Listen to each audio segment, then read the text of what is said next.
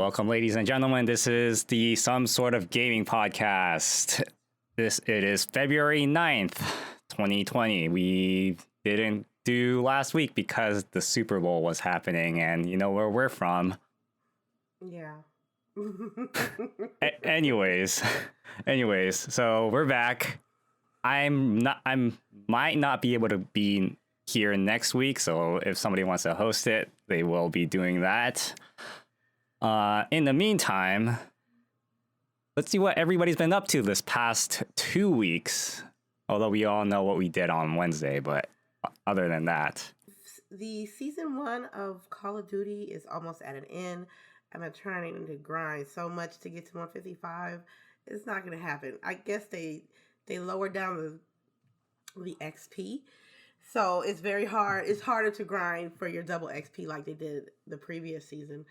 So I think I'm going to be probably like 123, 124, which is okay. Hopefully next season I will do much better.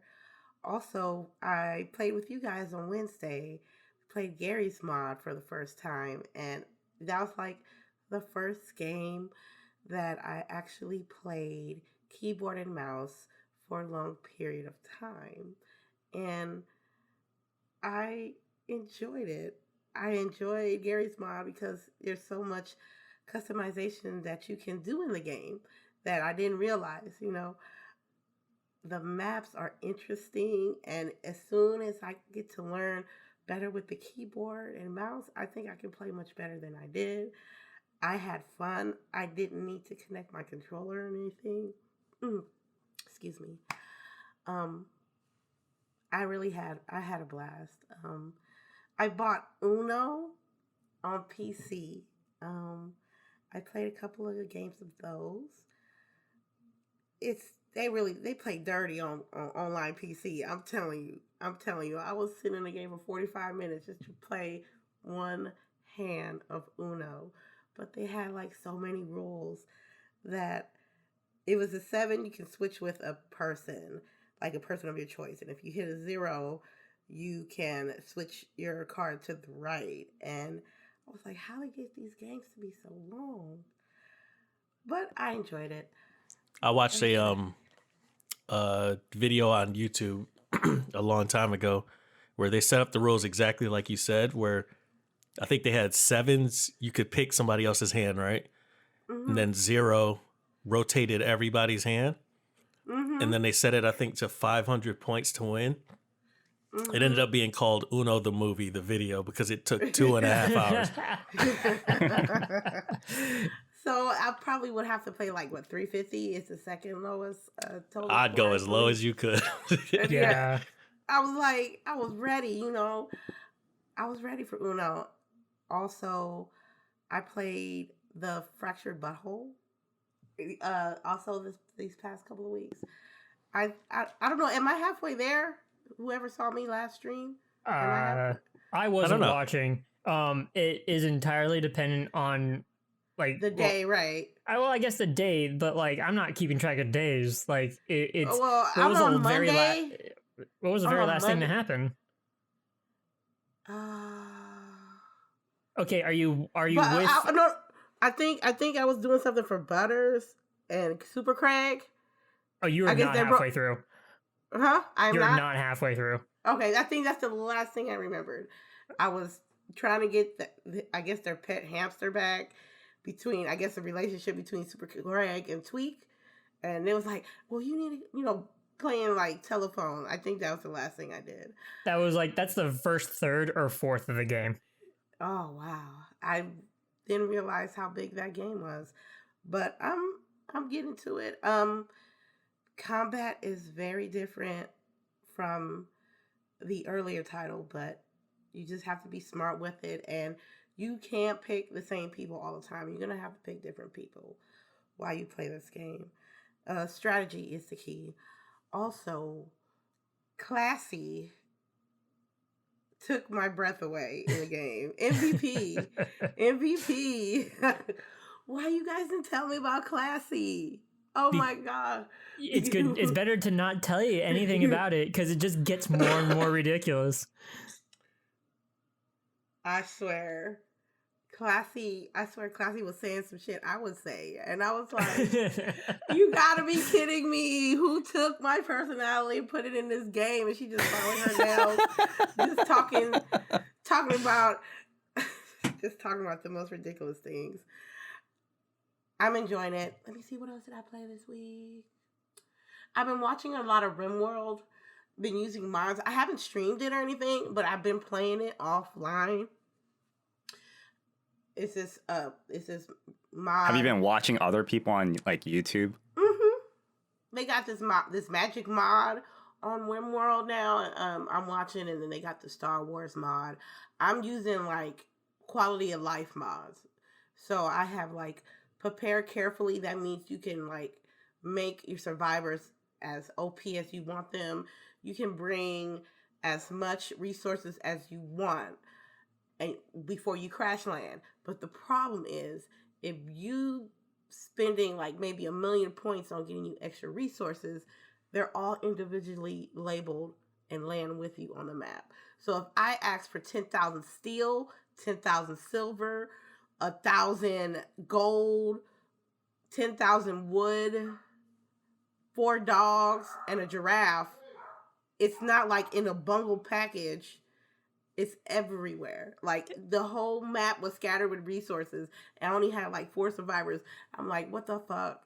What I'm gonna do with all these resources? And my mind went to sugar to shit.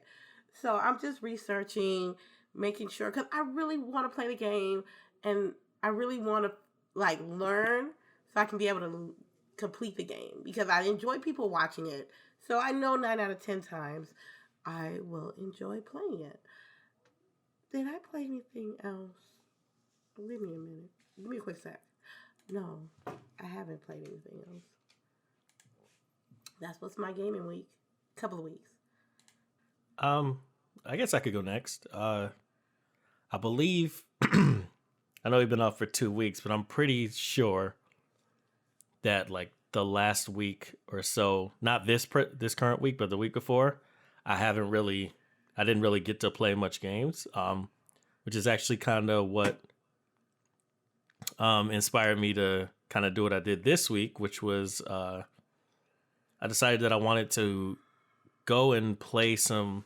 Well, I mean, we all have a back catalog, right? Like a back catalog of games that we're trying to catch up on. And I decided that I wanted to this week go and like actually not even just dip into the back catalog, but try some stuff that's like on the newer side.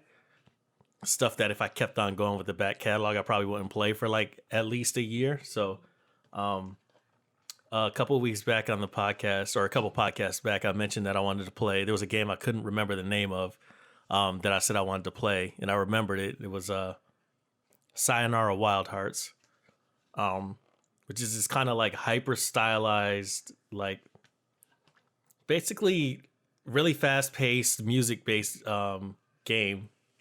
I played it yesterday. It's really only like an hour long or so. It's like super short. There's like, I think maybe 15 stages or something like that. And you can finish a stage in probably, somewhere between a minute and 2 minutes. And it's like, that is such a badass game. Essentially, you do very simple things in the game. Like you're this character moving through the space like at high speed, and you're just collecting all these little gems, and you get scored at the end of the level for it. There's levels where you ride a motorcycle and doing quick time events and stuff like that. It's super basic gameplay, but like it's all set to like this music, and it's almost like you're playing through a soundtrack is how I keep describing it, which I think you can actually purchase the soundtrack on Steam. But you play all the songs on the soundtrack, and there are different stages of different types. There's one that's kind of like a little bullet hell shooter type of thing. Like I said, there's collecting gems. There's like dodging and attacking animals. There's like a boss fight, actually 2 boss fights that I remember pretty vividly. But like overall, it's like a really cool experience. I wouldn't call it like almost a full-fledged game in the sense that it seems like it's more tailored towards you just kind of getting some kind of feelings from it. Like just as you play in it, you're like, oh, this is so cool, and the music's amazing, and like there's all this action going on and stuff like that. So it's like a little bit on the basic side, but like just like it was just an hour and 15 minutes or so of like just super fun gameplay. It was awesome. I recommend everybody to play it. It's from Annapurna Interactive, who like actually makes a lot of games that I've played in the past that I enjoyed. So you think it was worth being on the Game Awards? I don't remember what they got nominated for. Well, they got nominated for like what, 5 things, I think. I would imagine art style, music, definitely both of those. I don't know. That would be the 2 that I would think it would get nominated for. It would deserve it for those. It would definitely. You think they deserved it for that to be nominated? 100%. I watched like the last 10 minutes of his stream, and just that alone, I was like, this is fucking amazing. Just the stylization of everything, how it throws you for a loop, and just how it kind of like it throws your expectations like otherwise. Like going through like the different game modes and stuff, he went through like 4 different game modes within those 10 minutes. Like or like not game modes, but like just like styles of gameplay. Exactly. Yeah. And it's just like it's one thing after another, and like also quick reaction times with stuff. Like it definitely deserves. Kind of like the beginning of Nier Automata. Is the beginning that 2. Stage where you fight the crane or whatever? One before that, there's like you play like and then you go into an RPG. Yeah. It becomes like a twin stick shooter, then a Star Fox game, and then it becomes like it becomes a bunch of things in like the first 10 minutes of the game. Right. But like extend that till an hour or more, like of going through a ton of these different types of games. Yeah. And it's wild. Plus like all the music and the stylization of it. Yeah. It deserves all that love. Yeah. It's a badass game. So I played that. Actually, I forgot what I played right before it. Was Felix the Reaper, which is a puzzle game that I had played a long time ago. It's available on Game Pass, and I had stopped a long time ago because I got stuck on this puzzle. It's literally like the second stage of the game, so it's broken up into stages with like levels in each stage. So it's the second stage, first level I got stuck on, and so like I actually went back and recorded a video that I want to put out on YouTube where I was like, okay, let me go back through the game, start over again, because I almost never get this confused on a puzzle. So I was like, let me go back through, start over again. And I did that, recorded it, beat the first level pretty easy. And then I was like, okay, let me stop. And then when I went to stream, I was like, okay, I'm just going to play it again just because I want to see if I make any progress. Brick wall again. I cannot beat this freaking game. It's probably like the 4th time I've tried to make it through this puzzle and sat there for like at least an hour, just like unable to figure out what to do. I'm pretty sure you can make good YouTube content with that, of you being frustrated, just be pissed off for like 2 hours. Yeah, yeah. You edit it down, of course. Yeah, of course. When you find like the most interesting part of you being pissed off. Sure. So like I said, I'm gonna continue doing that probably on YouTube, because like it feels like such a waste of time on Twitch. Like with everybody just sitting, just seeing me just not making any progress in the game on the same level for like multiple streams for hours at a time. It's like kind of a waste of time. So I'll do that on my own. But I did play that for a little bit, and again got stuck, and that's what inspired me to play Sayonara Wild Hearts. And then after that, I played. I switched over to The Pedestrian, which is a puzzle game. I had mentioned it before in this podcast that Zeldrick brought that to my attention in Discord at some point. You guys know what that game is, The Pedestrian? I don't know if anybody saw what I was playing. Yeah. I wishlisted it like a week ago. Yeah. So yeah, super basic concept. You're like basically the person off of I would say the bathroom sign. I guess it could be on multiple different signs, but just a little kind of stick figure-ish character that's on the bathroom sign. You could go through and do puzzles that, involve you arranging different things and also like moving in between sections of puzzle and making connections to different signs and stuff like this. It's kind of hard to describe, I think. But that game was super cool too. Sorry, what were you gonna say? Well, I could probably better describe it. Yeah, it's like if you have one sign and you got a person on it, you can move only like within that space of that sign. and then there are different cut up pieces of signage, and you have to connect doors and ladders to each one, and you can move these puzzle pieces or the other signs around, so that way you can figure out which way or which order of these pieces you have to go through. Yeah, and it gets like a so little it's bit kind of like complicated. that frame game that you played before. I don't. Oh yeah, in a way, it definitely is in a way. Yeah, I see what you're saying. Because you could you'd have to arrange them, and then your character could move between them.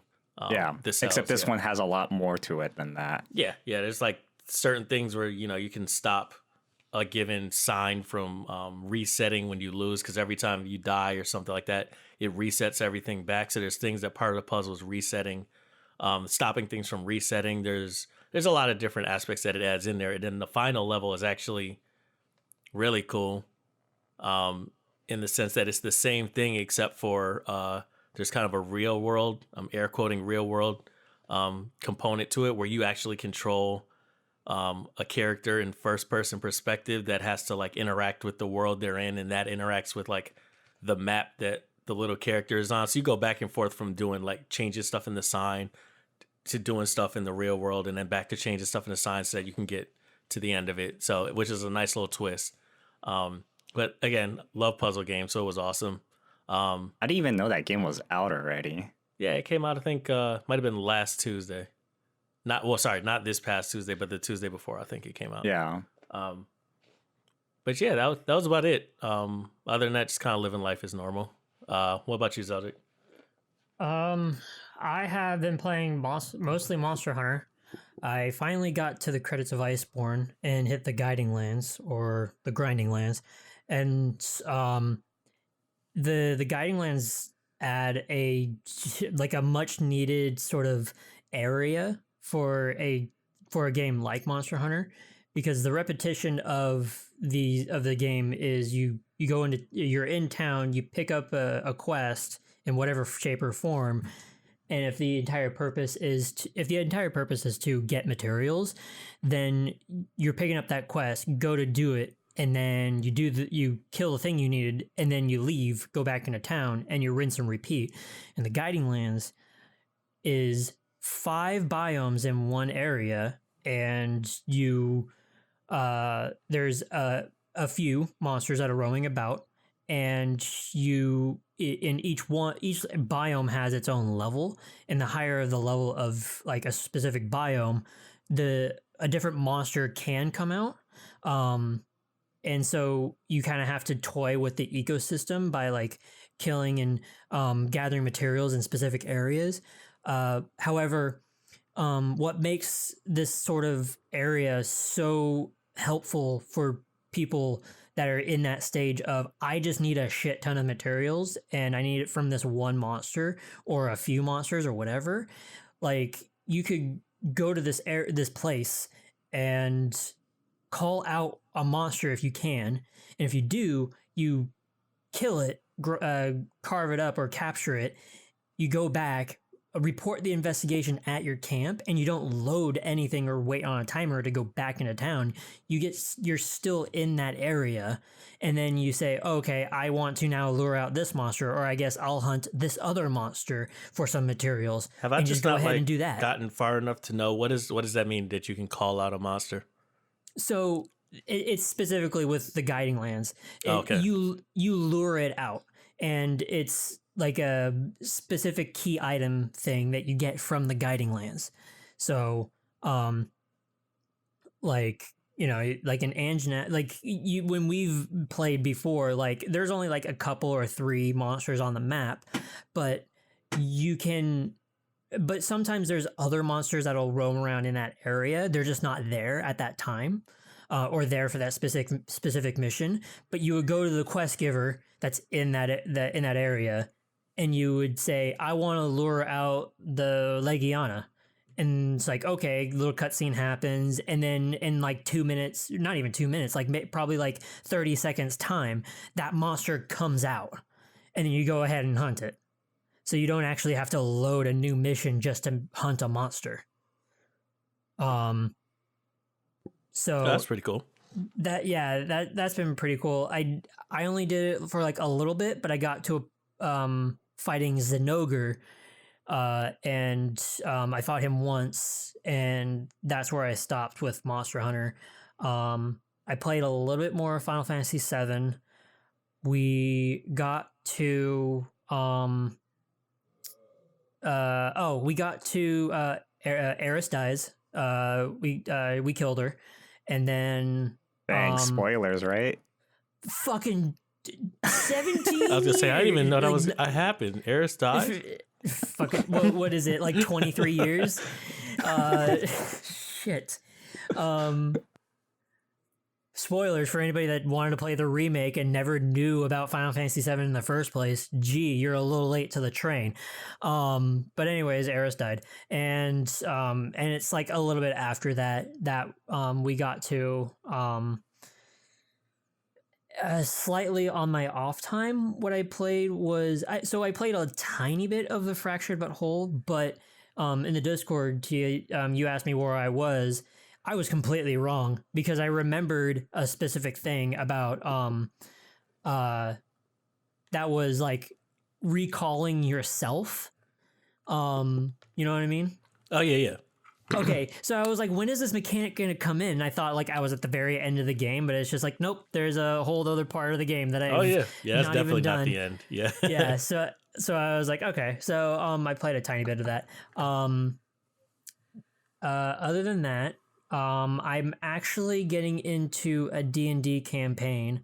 Because I'm not running it, I am not going to ask them if I can stream it or not, because it's a room full of beginners and one DM that knows what he's doing, but I'm not going to take that away from him. Which campaign? Mine's of Phandelver. It's actually in the starter kit, essentials kit, something like that. The reason why I'm getting into that, I looked up on Roll20 to try to find this specific campaign, one for beginners, because I want to DM games and I want to do that for some of my friends and maybe even stream it. But I want to be a player first, and I want to do that so I can get more of like into the character and into roles, and that way I know the basic mechanics of it again, because it's been over 5 years, 7 years. Let's see. 6 years? Yeah, it's been 6 years since I've actually played D&D. So I want to just get back into it. It was funny because these guys are young. I'm pretty sure I'm like the oldest one in the group by like 4 years. And they were like, okay, so like just to get the hang of like playing together and stuff, we're gonna play Jackbox games. And I'm like, this is really weird. I saw you playing that. I was wondering what that was about. Yeah, so like they went through a vetting process of like something I just was thrown for a loop completely. And I was like, so the questions they first asked me were like, so what's your experience? Like they were very minor and vague, and I was like, I don't know what you're talking about, and I don't know what you want to hear, but like this is the reason why I picked this group and what I want to do. And they're like, okay, cool, and you seem pretty cool. And then like maybe like 3 days later, they wanted to do this and play Jackbox games, and I'm like, I wouldn't have probably picked this route, but I guess go ahead. Like, this is the way you want to do it, then sure, I guess so. But I guess it was more of a social sort of thing of how to talk to each other and everything, rather than like, you know, how well do you play with each other sort of thing.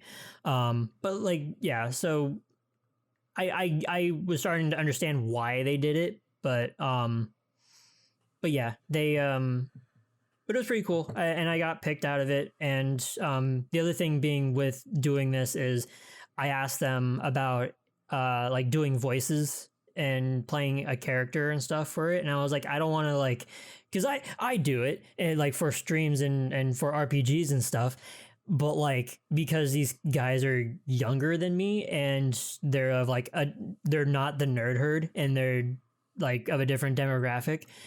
And some of them are beginners. I was like, is it okay if I do that? And they're like, no, totally do it. They'll get into it. This is like what we want. I was like, okay, cool. So I'm playing as, well, at first I was playing as a Dragonborn barbarian, and it turned out that there were 2 barbarians, me and some other guy. And I have my own reasons as to why this happened, but the 2 of us ended up straying to like 2 different classes. I don't know what the other guy is now, but I'm going to be playing as a Dragonborn monk, who's going to at 3rd level hit or stray to Hand of the Shadow, which is essentially a ninja. And I'm really excited to play it now. So because just the just monk aesthetic was really cool. And I'm not sure when our first game is, but it might be soon. And lastly, like, I know I've gone on, but lastly, I am back into Final Fantasy 14. Finally back into Final Fantasy 14. And you know what? I told you to get like ways of trying to get your account back, or what you could do in the meantime, whatever. But like, I got back into Final Fantasy 14, and I'll be hosting some farm parties and trying to get the group that I'm in back together, and make a more community sort of effort again with this. And I feel pretty confident about it. That was my 2 weeks. Cool. Yeah. So my funny story about D&D. You know, my dad's friend is the co-creator of D&D, Dave Arneson. He's actually been to our place before. Holy multiple shit. times. Yeah. And my dad, and what do you call it? What's funny? My dad owned like a gaming company for D&D called Different Worlds. And sounds vaguely you know, familiar, what do you call it? I think my brother told me this because he was listening to the Critical Role guys. Yeah. And they mentioned my dad's company. Wow. Okay. That's really cool. I mean, if you want to go check it out, this is, I mean, I guess I'm plugging it, but it looks very like 80s or 90s website, but it's diffworlds.com. Okay. Yeah, that's, yeah. And then he published like almost like maybe 300 issues of magazines, I think. Yeah. Jesus. All from Berkeley. That's cool. That's amazing. Yeah. Anyways, yeah, that's like the very interesting story about my life in D&D. The only D&D campaign I really played a lot of was Greyhawk. I remember seeing that one. Yeah. Yeah. Anyway, so yeah, my week. So Warcraft 3 Reforged came out, and I was like, and I was reading up on it, and then I mean, we'll probably, this might just segue into it eventually, but like I actually tried playing it, and I'm like, okay, so visually it's not that bad. Did we get something that was not that we were promised? No, by a large margin. We'll get into that later. So I was pretty disappointed in that. But otherwise, it just played like Warcraft 3, just with, you know, better graphics, like unit graphics and all that. Another thing I did was, you know,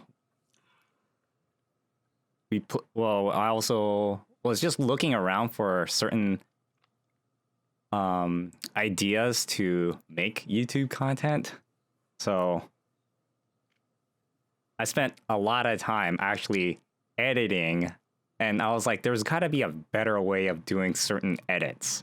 So I was spending most of my times on certain days just researching on how to like be more efficient on my editing.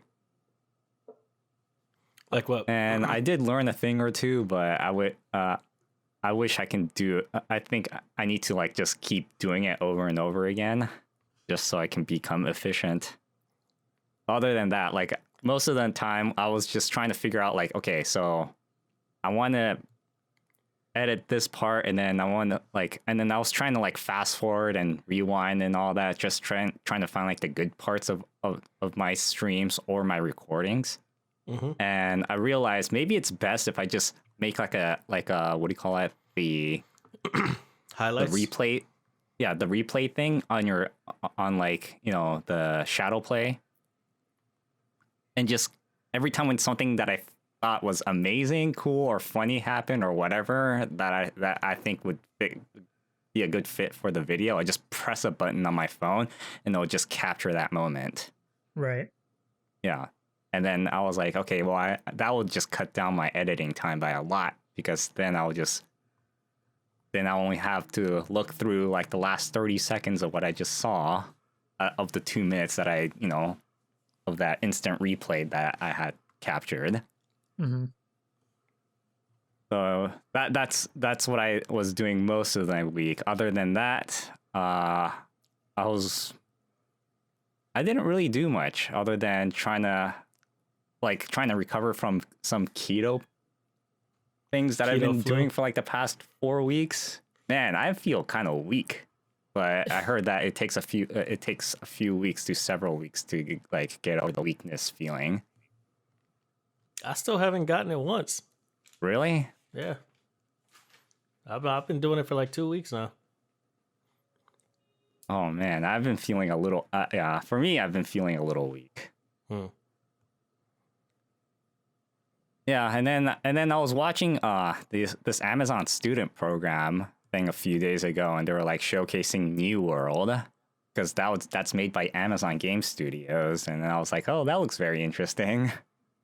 What did you see from it? Because like I got the newsletter of it, and I haven't even begun. Yeah, to look before I was like, it. what the hell is this? And then like the way how they were explaining it, it's like, imagine like, you know how like in Final Fantasy 14, like when you choose a profession or just do anything, it takes forever to level up. Sure. Yeah. Yeah, but they take that to a very extreme level. Like if you want to do a blacksmith, you can spend 90% of your gameplay as a blacksmith. Okay. Yeah, and then like, is this an MMO? Yeah, it's an MMO. Oh, okay. Yeah, and then during that time, and then like, because you're very good at blacksmithing, if you go into the world, even though you're not you could be a level 1 fighter, and then like, but you're very good at, you know, blacksmithing, and then like you're very good at using your tools for some reason, like you'll be able to defeat like level 20 monsters or something like that. Okay. Yeah, so I was like, oh, that's very interesting. And another thing that I saw, like, found interesting, I was on Kickstarter, and then I saw Platinum Games on there, and I was like, what? Wonderful 101 Kickstarter remake. Mm-hmm. And I was looking into this, and then I was like, oh, look, they reached their goal and surpassed it in like 30 minutes. Yeah. I mean, we can get that into that now if you want. Yeah, we will get that into that now. Okay. So I remember hearing about this, and if anybody else recalls, Wonderful 101 on the Wii U failed miserably. Like nobody bought it. And I have no idea what that is. What is it? Exactly. It's a platinum game. But what kind of game? So it's like, oh god, like you control one guy and then you run around gathering other people or inspiring them. Like Sharpie could probably give it like the actual proper terms, but you are running around and inspiring or gathering other people, and you form a bigger mass of like people to fight off mechs and aliens and stuff. I remember this now. Okay. Yeah. You know, like that story Swimmy when we were in elementary school with that one black fish with a bunch of red fishes? It's kind of like that. What this is, dude. What is Swimmy? Yeah, Swimmy. Never heard of him. It's like this one black fish, and then there's like, you know, like thousands of red fishes that he was with, and he was trying to get them all together to fight off this one big fish that was eating all these red fishes. Okay, I've just never heard and of then it. he played as an eye. Yeah, okay. So it's kind of like that, but you know, they turn into weapons instead. Yeah, and just the look and aesthetically it is cool. I remember back in the day hearing that it controlled awfully from like the tablet perspective when you were trying to do shit. It just didn't work well at all. Oh wait, did you say it was on the Wii U? Yeah. Oh, okay, so you used the tablet. Got you. Yeah, like you controlled and moved normally, I think, with like all of like with the sticks and the buttons and stuff, but like you also had to do maneuvers with the tablet pen on the touchpad and everything, and that is what didn't really work. That's the most I heard about this game. And then some like out of nowhere, Platinum Games just put up this Kickstarter. It's like, we want to bring it back, and it's how many consoles is it coming out, or how many platforms is it coming out now? Well, like they still got 30 days to go, but they already hit 500,000 right now. And what do you call it? They hit the PS4 goal.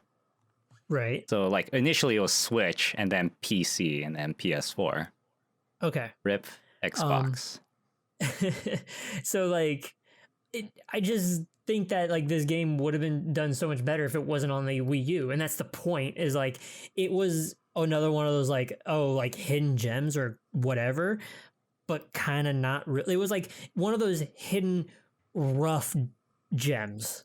So like it kind of had this like rocky sort of following and this sort of gameplay, but everything else was cool. And guess who made it? Kamiya. Oh, well, that's because he's Platinum, right? Yeah, no, but then like he was the one that really wanted this game out, and he hated the concept while he was making it. That's really funny. The one guy that was like, I hate this game, and then now is like, nah, I want to bring it back. Come on, let's do it. And he dropped the project and he brought it back on. That's like the story behind that game. Isn't that crazy? It's wild. Like I think one of those things of like the wrong time and the wrong system. And so now I think it's going to get a lot more appreciation since like we have better tools to be able to actually experience this game. Yeah. And another thing interesting about this is that like, because this was on the Wii U, like, you know, Nintendo said like, oh, we have to release it. We only have 3 months left before the release date. And he's like saying, but I need this one mechanic in the game. It'll make the game so much better. Right. So like he was like saying, and then Nintendo's like, no, don't put it in there. And he's like saying, and then behind Nintendo's back, he's like, he told his people like, you have to implement this mechanic. And it took like, it barely made the cutoff date. And then Nintendo was hella mad, but they were so glad that it was in the game. Which mechanic was it? What was the mechanic? I'm not exactly sure. I never actually played the game. I just watched people play it, and I was like, and then like that's like there was like a video that I saw today actually that was talking about this. So yeah, I'm excited that I'll be able to finally play this game. Yeah, and if you want to join the Kickstarter, I mean, the game's pretty much done. You just need like port coding over, right? I was gonna say, are you guys bringing it up because you're interested in it? Well, yeah, that I'm interested in it. Yeah, when you think Platinum, I'll probably be interested in it. They're like the new, like this guy's becoming like the new Kojima for me. I thought like it was just gonna be dead in the water and like it was just gonna be left in the dust back out in Wii U, and I haven't thought about this game in years, so I just didn't think about it. I'm always glad to hear about new things from Platinum, not like, you know, bring back the old shit. Even though that like I do want to play Bayonetta and Vanquish again, like I'm always hyped up for something new from Platinum, and that's the thing. This isn't the new thing that Platinum is working on, like that what they were going to announce. They still have an announcement, or it's been announced, or they have a web page for it where Platinum is going to be releasing details on something new, and nobody knows what it is except that something has to do with the number 4, but predictions are saying that like it's not a Bayonetta 4. Because there's no 3. Yeah, exactly. There's just no like Valve. 3. There's no 3. Yeah. So like we're getting a 4th something from Platinum Games, and so we gotta wait on that. But to tide us over, maybe Wonderful 101. Yeah, I'll buy into it. Okay, but I'm still concerned about one thing with Platinum. They signed with Tencent. Sounds like a you problem. They're Oh, selling out. wow. No, they're selling out to the Chinese behemoth that kind of ruined, Blizzard. There's like 99% of people that have not heard of this or don't know about it. I'm just being hyperbolic here, but like I'm sure that there is going to be a wild number of people that don't care. So, like what? So like, give me more. Like It's more like this. The whole like, oh, everything's going to be on mobile now, and then everything's just going to like. The thing about like Platinum is that they make really good single player games. Right. What is Tencent known for? Taking those single player games, franchises, and turning them into a mobile microtransaction games. That's what they're known for. And that's what a lot of people tend to be worrying about. A huge part of me is like, Kamiya would totally say, fuck that. Or that all those would be side projects. Completely, because Platinum is huge enough to have side projects. I don't think it's gonna affect the quality of their games, because like their main line is not gonna be mobile games.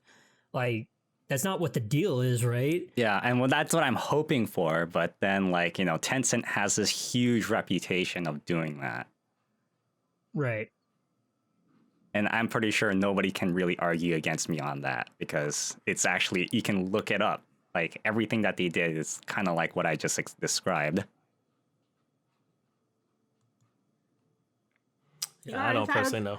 You are entitled to your own opinion, Sharpie. We're not, but you're entitled to it. You're entitled to it. Well, it's also like it kind of like the roadmap, the history of it sort of shows that already. It's more that like I don't see it affecting Platinum Games or them moving forward at all. Just that I think it's just going to be extra side projects that they're going to do. That's it. I don't say anything else about it. Anyways, let's move on. Mm-hmm. LadyInfamous has apparently like a topic. Oh, we talking about the EVO lineup. Have you guys seen it? I did. Man. You see what's missing? Hold on. Mortal Kombat? Wait a minute. No. We got to go down the list. First, we got to go down the list. I do have a link to that list in the notes in our Google Notes. I got it right here. Okay. But first off, we have Super Smash Brothers, of course. That's always going to be there. Street Fighter V. Always going to be there, a Street Fighter game. Mm-hmm. Dragon Ball FighterZ still on main stage. Though I'm not sure. Well, I don't know about main stage. Sorry. They haven't announced who's going to be like on main stage yet. But yeah. Right. It's more of like the headliners of EVO. Yeah. Grand Blue Fantasy Versus, which is coming out this year, and I'm not really surprised by that, but like also just because it's Grand Blue, didn't think that it's going to be picking up that much steam. People seem to be like really being drawn to it at this point. Like I think everybody kind of saw it during that beta, and it was like a little bit underwhelming. Semi-popular in the mobile market. Yeah. Right, but then you have like the FGC, which like they will either half flock to this or not even at all. So like that's kind of like how I'm thinking about it. But anyways, Sam Show is going to be there again, of course. Soul Calibur 6 also going to be there. Tekken 7, of course, it's going to be there. Surprisingly, this is the next surprising one. Under Night In-Birth EX late CLR. I almost did it. You almost had it. Under Night In-Birth executable late CLR. But it's new. So like the game, the EXE late isn't new, but that whatever that last section is, I think CLR. Yeah, it's with the additions that they added that they announced at like the last Evo. So it's still kind of It apparently was popular surprising last time. tournament game. I'm more excited for Marvel vs. Capcom. That's what I was gonna get to. Yeah, like so Marvel vs. Capcom 2 is gonna have its own full lineup tournament, except like this is the details for. Well, I think it's only MvC2. 8 players though. Exactly. And they're all So it's selected beforehand. Yes. So like 4 of them are going to be winners of previous MvC2 tournaments. Yeah. Already. And then the next 4 are going to be from subsequent tournaments throughout the year until EVO. Yeah, exactly. But this is something that's huge for EVO to do because something's got something's up Capcom sleeves to be able to do this. Well, I mean, you know why they said they were doing it, right? It's like the 20th anniversary of Marvel vs. Capcom 2. It's the 20th anniversary, but there has to be more to it. Or you know what? I'm just being like so hopeful or whatever. Yeah, dude, just keep playing Infinite. You'll be fine. No. No, come on now. Everybody. I'm just hopeful for SNK versus Capcom. That's the other one. Like the fact that like I guess they could do something like that. Yeah. We have MvC2 and at EVO, but this opens up like what's the next versus game that we're getting? Like Capcom All-Stars versus SNK. Like we have a few of these games that they could be like announcing because of they're doing this 20th anniversary. Like granted, yes, MvC2 is huge. Like it paved the way for a lot of games as well as like all like the classic Street Fighters and a lot of other fighting games. But like MvC2, a lot of people it's has a much bigger boom than say like Super Turbo Alpha or like I don't know. I would say Third Strike, but like Third Strike has its own sort of boom. Or actually, you know what? A better comparison would have been versus SNK. Like a lot more people are would be widely more into MvC2 than versus SNK back in the day. And that's just my opinion on how I'm seeing like the rest of the world. You can disagree with me all you want. What version do you think they're going to be using? The iOS version? Oh, of MvC2? Yeah. You said the iOS version? iOS version. Well, I guess not. Well, does Contest of Champions or Tournament of Champions is what it's called, but like would they be using the version that's Contest of Champions or whatever? Like I thought there was like a couple of versions of Marvel vs. Capcom 2. Yeah, well, I mean, well, there's also different platforms, right? There's the arcade one, there's the Dreamcast one, iOS, PS2 and 3, Xbox and 360. Yeah, that's really true. So I'm wondering how they're going to host this, like on like what system, like probably it's going to be like, don't they have like a PS4 version of it? I don't think so. I don't think so. Huh. I don't think 2. It might be a licensing thing since Disney, ever since Disney bought Marvel, and then PS4 came out after that deal. That's true. Well, at any rate, yeah, we're gonna fucking see Marvel vs. Capcom 2 as a lineup for like a headliner of EVO for the first time in a long time, and it's gonna be the hypest shit ever. I'm so excited. I want to watch this entire thing. Hell no. You'll ask me that question for any fighting game. I'm gonna say hell no. Okay, well, LadyInfamous said like, what game did you say it was not in the roster? It was Mortal Kombat. Mortal Kombat, yeah. I was surprised. I was surprised about that. You said you were or you weren't? I was. Oh, okay. So, why do you think that is, or why do you know that is? There's only one of two reasons. Maybe one reason I think is probably because of Sonic Fox. They eat OP in Mortal Kombat. I don't think he's the only. I don't think he was the reason that they didn't have it there. I strongly believe that there was like some flaws in the game that wasn't competitive worthy to be on the roster. I don't know what it is though, because I don't even remember the last time I played. Latest hot take: we're not putting a fighting game onto the stage because one person dominates it all. Really? I'm reaching on that one. I'm reaching on that one. So, my thought is that NetherRealm and WB are going to be doing their own Tournaments. and That's doing probably their what it own is. Yeah. thing. So Mortal Kombat is going to be doing their own thing in a different tournament. They have their own tournament thing already, right? Like they've had their own like invitationals or something. Yeah, they have their own invitationals. Like I remember yeah, that yeah. they Mortal had their own Kombat thing does. with. Yeah, they had one for MK10 and Injustice 2. Yeah.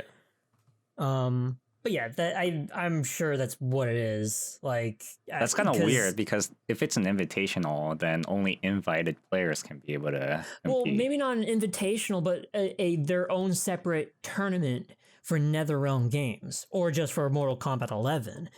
Like, that's just my thought on it. I mean, Injustice 2. No, it was MK. MK. No. Well, which Mortal Kombat or Injustice game was as a headliner last year for EVO?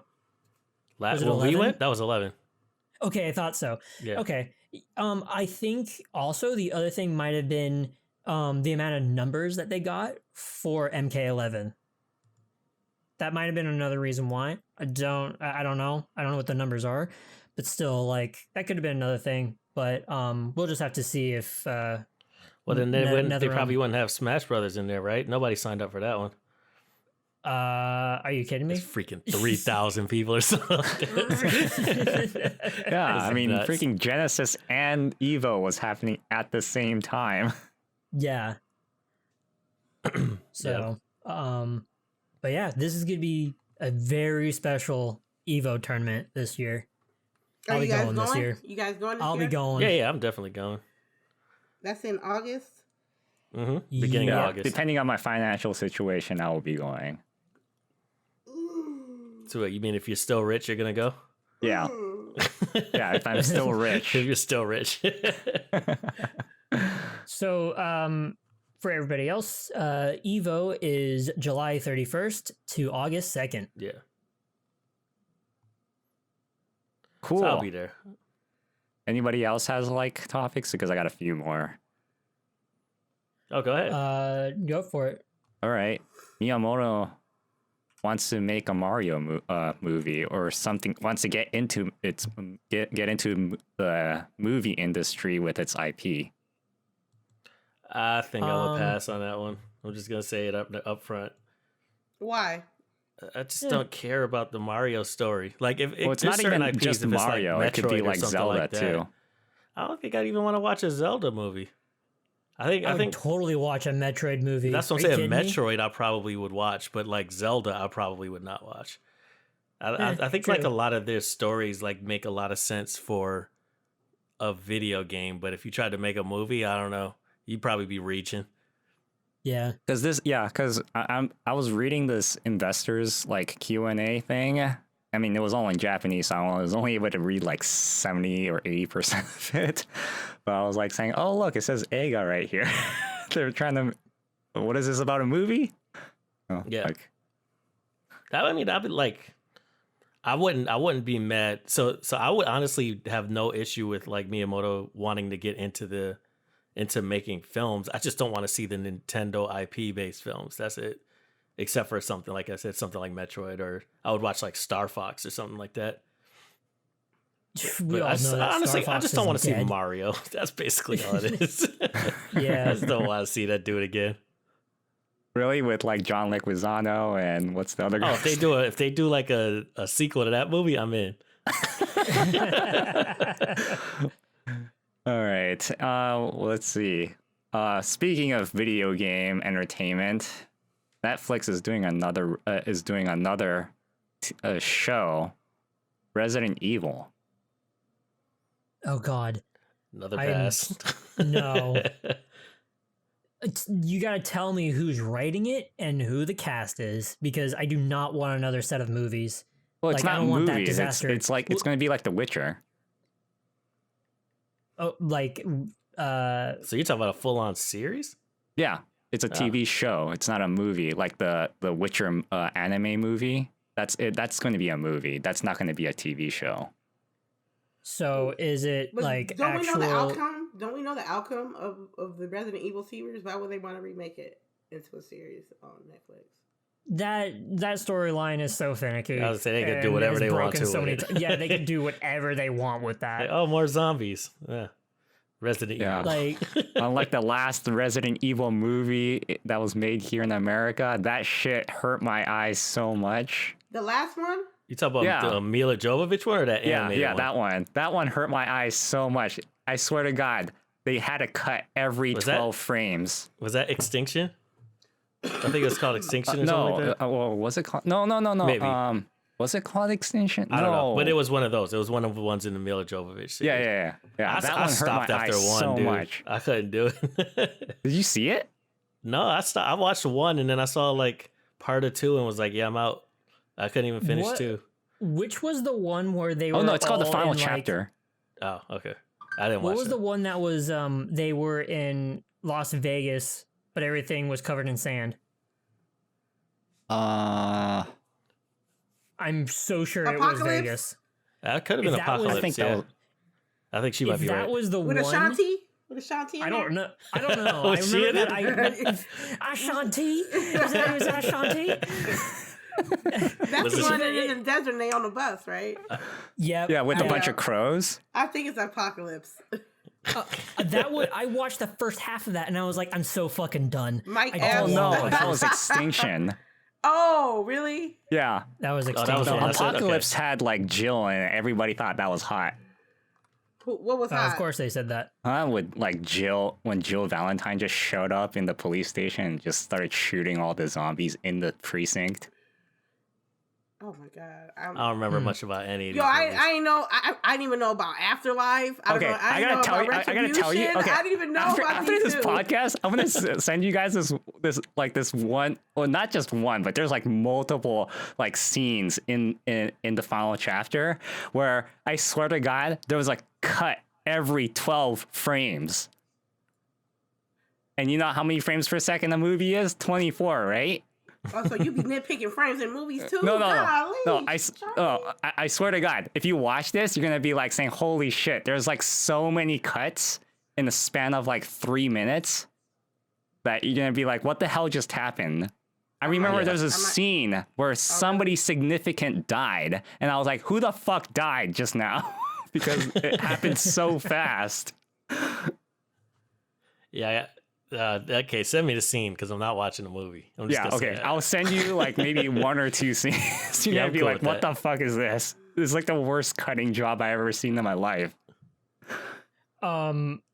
Yeah, like those movies were terrible, and if there was another one, it might have been the same one that I've watched, but it was another one where like she had to pass through like a hallway of lasers. Oh, that's like the first one, right? That's the first one, the third one, the fourth. They went back through that laser hallway in a couple of those movies. Oh, really? Well, whichever. Like, they were all terrible, and I don't want another set of fucking Resident Evil movies, or I don't want a show that is just like the production of the Resident Evil movies. I will say this, though. If they make the show, and the show kind of has, less of the look and feel of whatever the hell that Mila Jovovich stuff was, but more of like the actual show, like let's say it kind of looked like RE2 remake, I'd watch that. If they change the style so it's not like for whatever reason. Did you see the CG ones? The one that's actually good? I liked it a lot. Yeah, those are good. That's what I thought you were talking about at first, but that was English, good. And I was like, oh man, the voice acting is even good on this too. Yeah. Because it made so much more sense if I watched it in English, because they're like, English speaking characters. Oh yeah. I think I might have watched it in Japanese actually. But I wouldn't be mad about that, but to me it wouldn't make a lot of sense. Yeah, I get you. It's like Metal Gear Solid, listening to that in Japanese, even though it's a Japanese game. Yeah, because the voice acting in English is good enough that you don't really need to. Well, not only that, it's a very American story. I don't know. Is it? Well, I guess he's kind of an American. It's not a very I can't tell you it's not a very Japanese story. I can tell you that. Okay, I'll take that. I'll take that. Ashanti and Mike Epps. The That's what I remember from the movie. Why is it so funny? I'm just imagining him being in Resident Evil. It just sounds ridiculous. Like, honestly, Ashanti in almost anything sounds ridiculous, except for singing a song. But I was like, I'm just saying, I want original stories, man. I keep getting remakes and remasters, and that shit applies to movies and TV shows as well. I'm surprised you have a problem with it. Sounds like a lot of them you don't watch. Well, you don't play though. Yeah, like you didn't. They have the remake, but did you play Final Fantasy VII? No. Yeah, that's what I'm saying. A lot of the big remakes, I feel like you didn't even play the original. No, so I'm surprised you're kind of upset about it. No, I'm not upset or anything like that. I know you're not mad. I'm just saying, like, no, you have but an I'm issue like, with it's not like wowing me to like go watch it. If anything, like you said, it cannot be like the same production crew that made these movies. Because if it is, it's a no for me, dog. It can't be this lady who's the main protagonist. Mila, that's her name. No, we can't have her as the main protagonist. Oh, she's probably old now.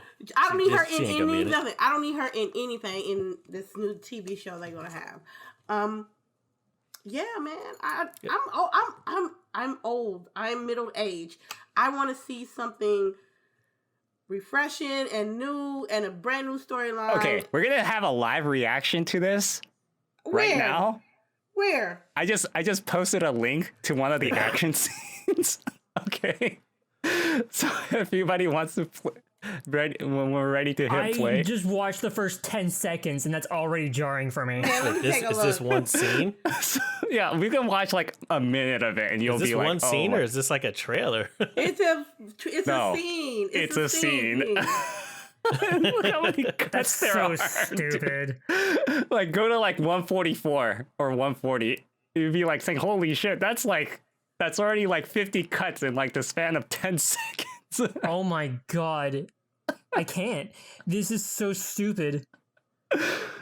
Whoever edited this movie needs to be fired. This movie is definitely getting Jesus Christ.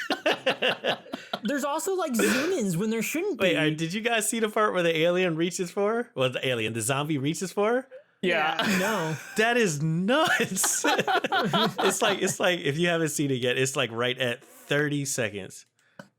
Oh, at 30 seconds. Yeah, I stopped It's like, at that Jesus point. Christ.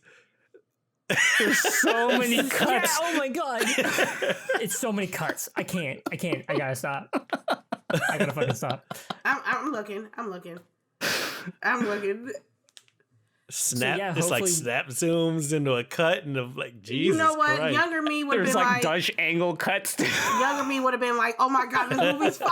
Look at all these cuts. And now as an adult, full-blown adult, you're like, man, it's not even good. Do you see what I mean? The fight on the car, fight on the tank is ridiculous. My head hurts. No, this is not the only scene that does this. It happens so many times in the movie. Not even real action scenes either. When they're talking, it's just like, oh, cut there. Okay, well he's in the middle of talking. Okay, let's just cut in the middle of that to go to this person while he's talking. Cut. Holy no, okay. I'm counting the cuts. Oh, that is an amazing moment. So he's like the part where he's fighting the second guy. There's like when she's fighting the second guy, she throws him off and she's looking down at him. It's like zombie bite, zombie bite, zombie bite, zombie bite. Look up, zoom in on her, turn, punch, fall, hit the ground. That's all like literally 7 seconds that they show. Jesus, this movie is nuts. Yeah, now you see me when I say like, oh, they had to cut every 12 frames, right? So you know it would be kind of amazing. What if the show actually was like that? So you had to watch like a half-hour Netflix show where like the editing was like that. Oh, I don't know. Man. The editing that would be exhausting. No, Netflix better know better than to have these type of cuts on their show. That would be exhausting, dude, just to watch that. 30 minutes of just constant cuts and zoom-ins. Oh, isn't the director like her husband? Am I right? Yeah. Yep. Yeah. That's the whole reason why she's in this movie. She's on the movie, exactly. Must be God nice. damn it. It was. I mean, the movie was good. Like the first two movies. I'll say I like the first one and maybe like the first half of the second one. Oh wow! Yeah. First half of the second one. Because I kind of like that it continued what happened in the first one, but then it kind of fell apart for me. Unless I'm just not remembering. It's been a long time, so. Yeah, if you want to watch a good Resident Evil movie, then watch the CG ones. Yeah, those definitely were really good. All right, good to know. I'll add that in my notes of stuff that I'll watch, but most likely won't. Yeah, you can like if you watch it in English, I think you'll have a good time too. It's not like one of those. What you show mean? Was it Japanese dub or? Well, no, it's made in Japan. It was originally in Japanese, but then like it makes so much more sense if it's in English. Okay. Because it happens in America. There's so many American characters. You know, it's like it doesn't really make a whole lot of sense if it was in Japanese. And then the character design, they're like in this weird valley of like they look American, but they also look slightly Japanese too. It's kind of weird. Kind of like Cloud. I will put that on my list. I respect that. I'll put that on my list. Yeah. I just know the difference between.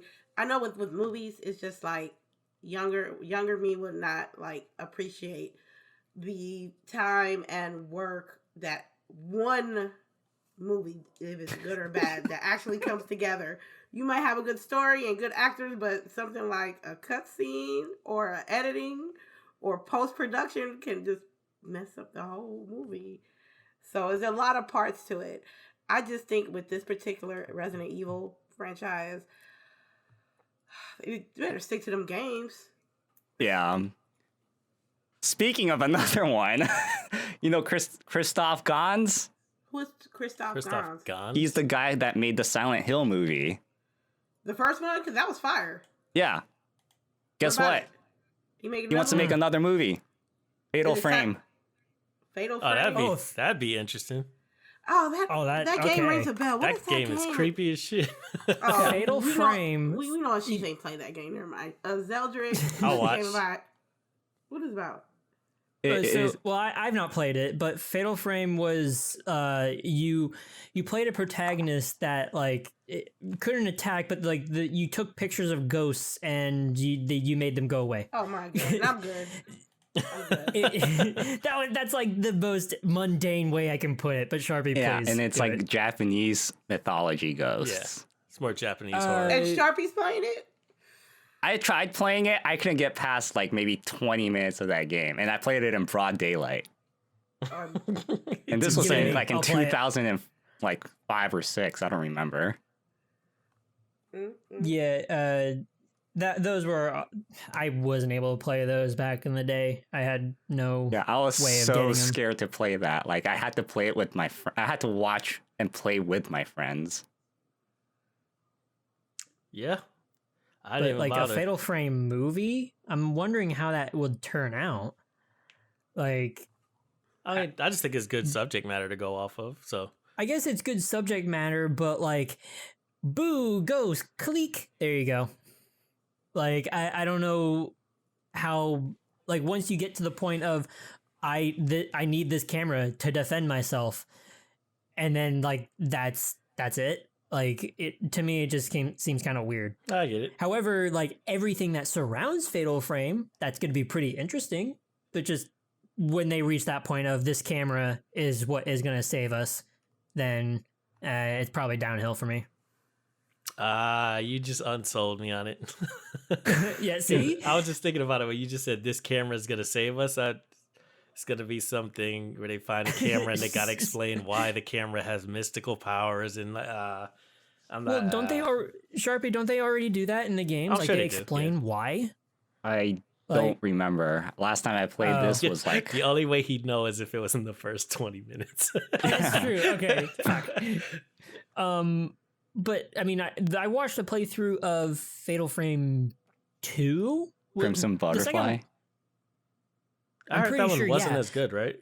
That one was the one in the old Japanese village, right? Yeah, with the twins. Yeah. Yeah.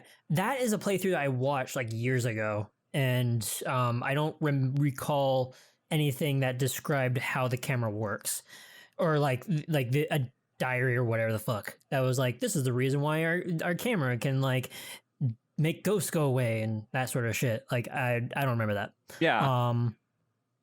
Like the part that freaked me out was like, there was like, the camera was positioned a certain way, where, and then like, the character was just looking at something, and then like apparently her sister was like saying, hey, what do you see? Or something happened, and then put her hand on her shoulder.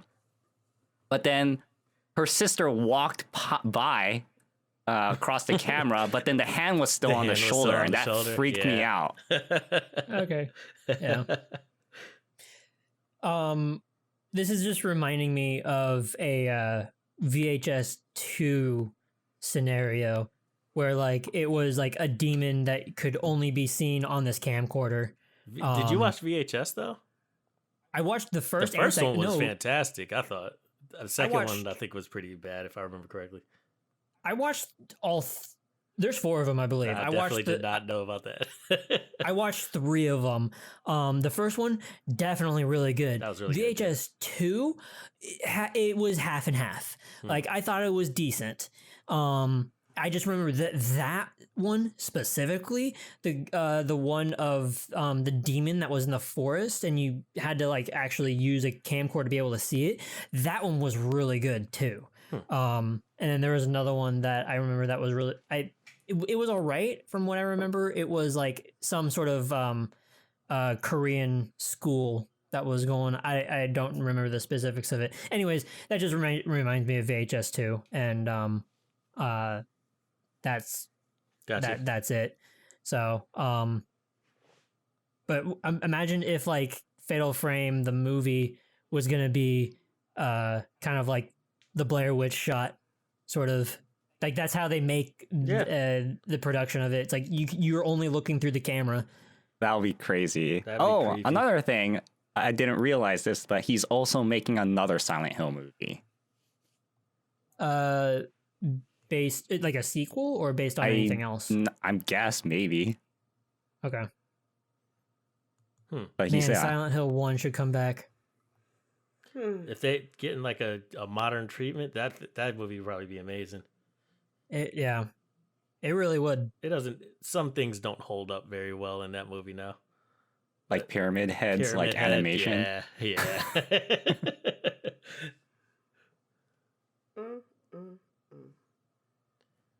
Anyways, anybody else have anything?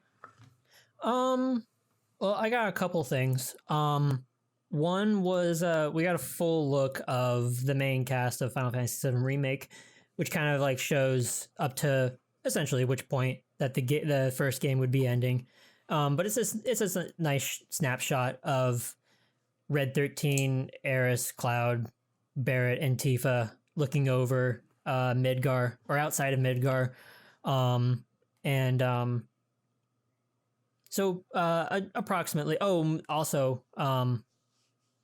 I wildly I got a whole bunch of links sent to me by multiple people about like a Red 13 plush that they were doing. But the other thing Red was 13, what? Like a doll, Red 13 plush. doll. Gotcha. Yeah. Oh, not a Tifa poster, because that's what I want. Of course. I mean, one of these days, or I won't tell anything about what's on your wallpapers. I want to touch back on the Platinum 4 thing, because like on their page for Platinum 4, it looks more like it's alluding to 4 separate projects, not that the 4 is the 4th installment or a 4th game. So if you just go to 4.platinumgames.com, it has 4 sections. And the first one being Wonderful 101. So we're going to get a lot of games from Platinum coming soon. Then the last thing I have is just Daemon X Machina, which was slated for the Switch only, is getting a PC release. Surprise! On actually in 4 days, February 13th. And it was just out of nowhere. This game, they were like, yeah, we're just going to push it to PC. Fuck it. Visual upgrades, customization options, support for gamepads, as well as keyboard and mouse. Which is actually the one thing that, and I talked I talked about this with T before about this game when we watched the trailers. I believe we talked about it on the podcast before too. Was that when you watch this, it's like it looks really cool, but you notice like severe slowdowns at some points. Like it drops to like 12 frames and immediately back up to 30 or some shit. Like it was really it pulls us out like a lot. But Daemon X Machina, another or a mech game that we haven't had in a long time, is coming to PC, and finally, I'll be able to play a Switch game without having a Switch. Oh wait, say that again. Why? Because it's on PC. You're saying? Yeah. Oh, it's coming to PC. Yeah. Has it been exclusively Switch before until now? It was, yeah. They said that it was exclusively, or not. They didn't even say exclusively. They just said it's coming to the Switch up until February 3rd or the beginning of February. Like, so they haven't said anything else about it coming to other platforms. So they were just very, very quiet on that. But because like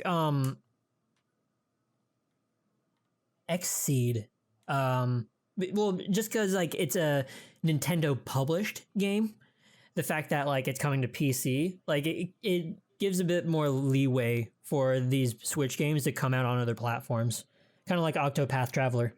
Yeah, but we have to be very wary for most Japanese developers that never had experience on PC.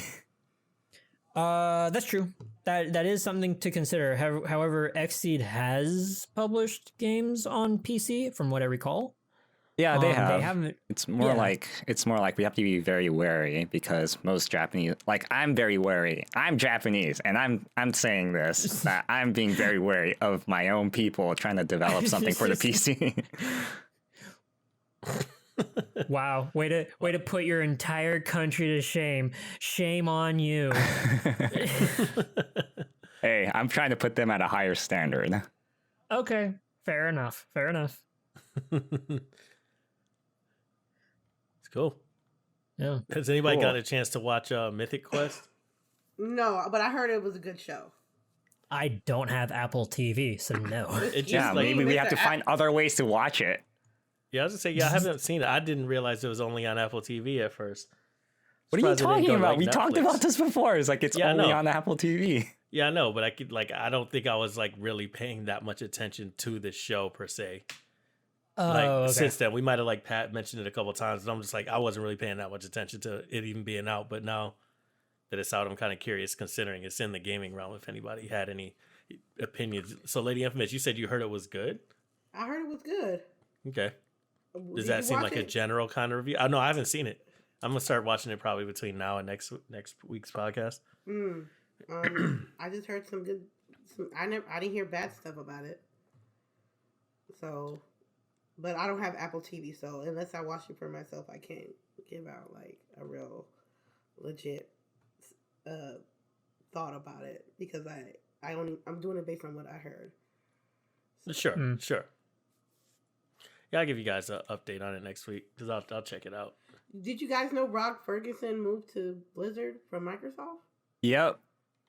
I read that earlier.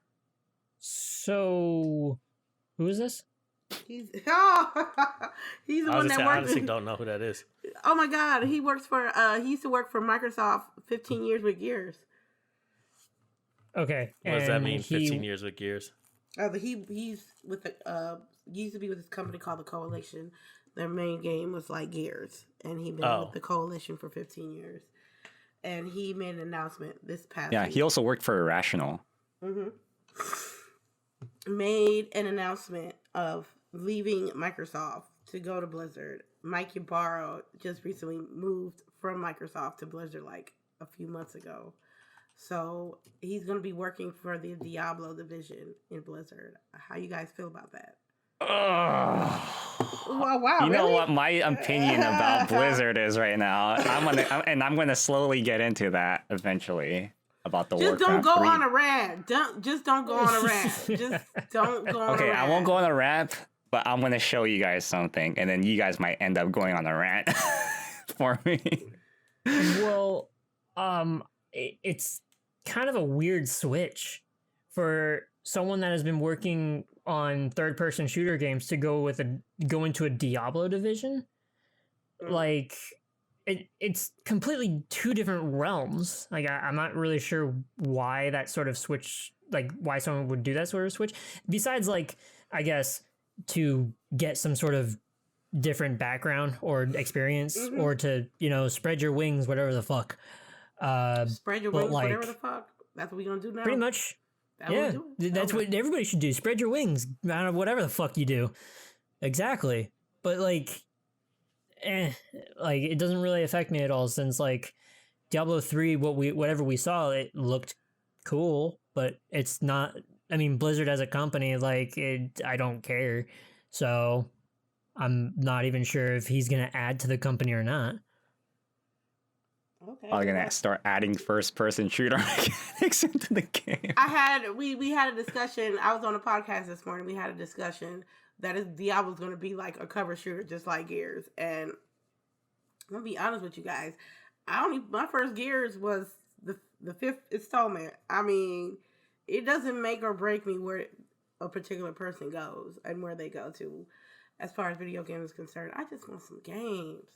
That's all. If you want to play a Diablo-like game, play Path of Exile. It's such a better game. Really? Yeah. Did you play it? Yeah, a long time ago, and then I'm planning to play it again sometime in the near future because of all the updates since I last played. Yeah, I've heard from everybody, just like, if you want like a roguelike or, you know, a Diablo type of game, just go play Path of Exile, because like the amount of hours that people have sank into just Diablo 2, yeah, just do that for Path of Exile. Like, you'll get the same amount of like. Yeah, have you seen the skill tree on that game? It is gigantic. I don't even want to look at it. It is so like big. Horrific to me. I fucking hate skill trees like that. That is one of the things that put me off of World of Warcraft in the first place. I hated skill trees. Remember Final Fantasy X? Oh no. That's completely different. Yeah, no, but imagine that times 10. Okay, but like I'm not locked out of like specific sections of a skill tree in Final Fantasy X. Like, I could merge over to some other part of the skill tree or whatever in Final Fantasy X. Like, it just more of a comparison's sake. Like, if I am given a skill tree, like, okay, I can like unlock these things, but eventually I want to like spread out, like spread my wings, whatever the fuck, to like the rest of the skill tree. Like, I want to be able to get all the skills at my disposal. So, I mean, Final Fantasy X is completely different when we talk about this, but still, like that's my opinion on skill trees, or that's how aggravated I get with skill trees. I hate being locked into something or having to put points into something and make a build. I don't want to make a build. I want to level up my character, and that's it. Okay. For those who are interested, that's not Zeldrick. Look at the Discord channel. That's the skill tree. Fuck this. It starts from the middle. Okay, so this is the skill tree for Diablo? No, for Path of Exile. That's a quilt. I don't even know why you bother. That's crazy. That's a quilt. Jesus. That's the stars outside. That's the constellations. Come on now. I see Pluto. You're right. I see Pluto in the lower right. Come on now. You see what I mean? Saturn in the top right. Oh my god. I'm but good. like I'm good. I got enough time in the world for that. But the thing is games like these totally put me off, because like I don't want to have to look online and be like, I have to pick these skills specifically because I only have so many skill points to get in like the entire time of playing, and I hit a cap of these skill points, and I can only have these specific skills and these many points to play this game effectively. No, like I want you want to play defender? Sure, dump your points in one lane. There you go, and you get all the points you want for that one lane. Done. Yeah, the rest is like left up to skill. Change that so like it's much more simplified now. Okay. Yeah, it's not like an actual tree with a path anymore. It looked like the stars. I'm good. Yeah, but isn't that crazy? It's wild. I mean, when you pull it out, it looks cool, but otherwise, like, just trying to play that, it's so daunting. Oh my god.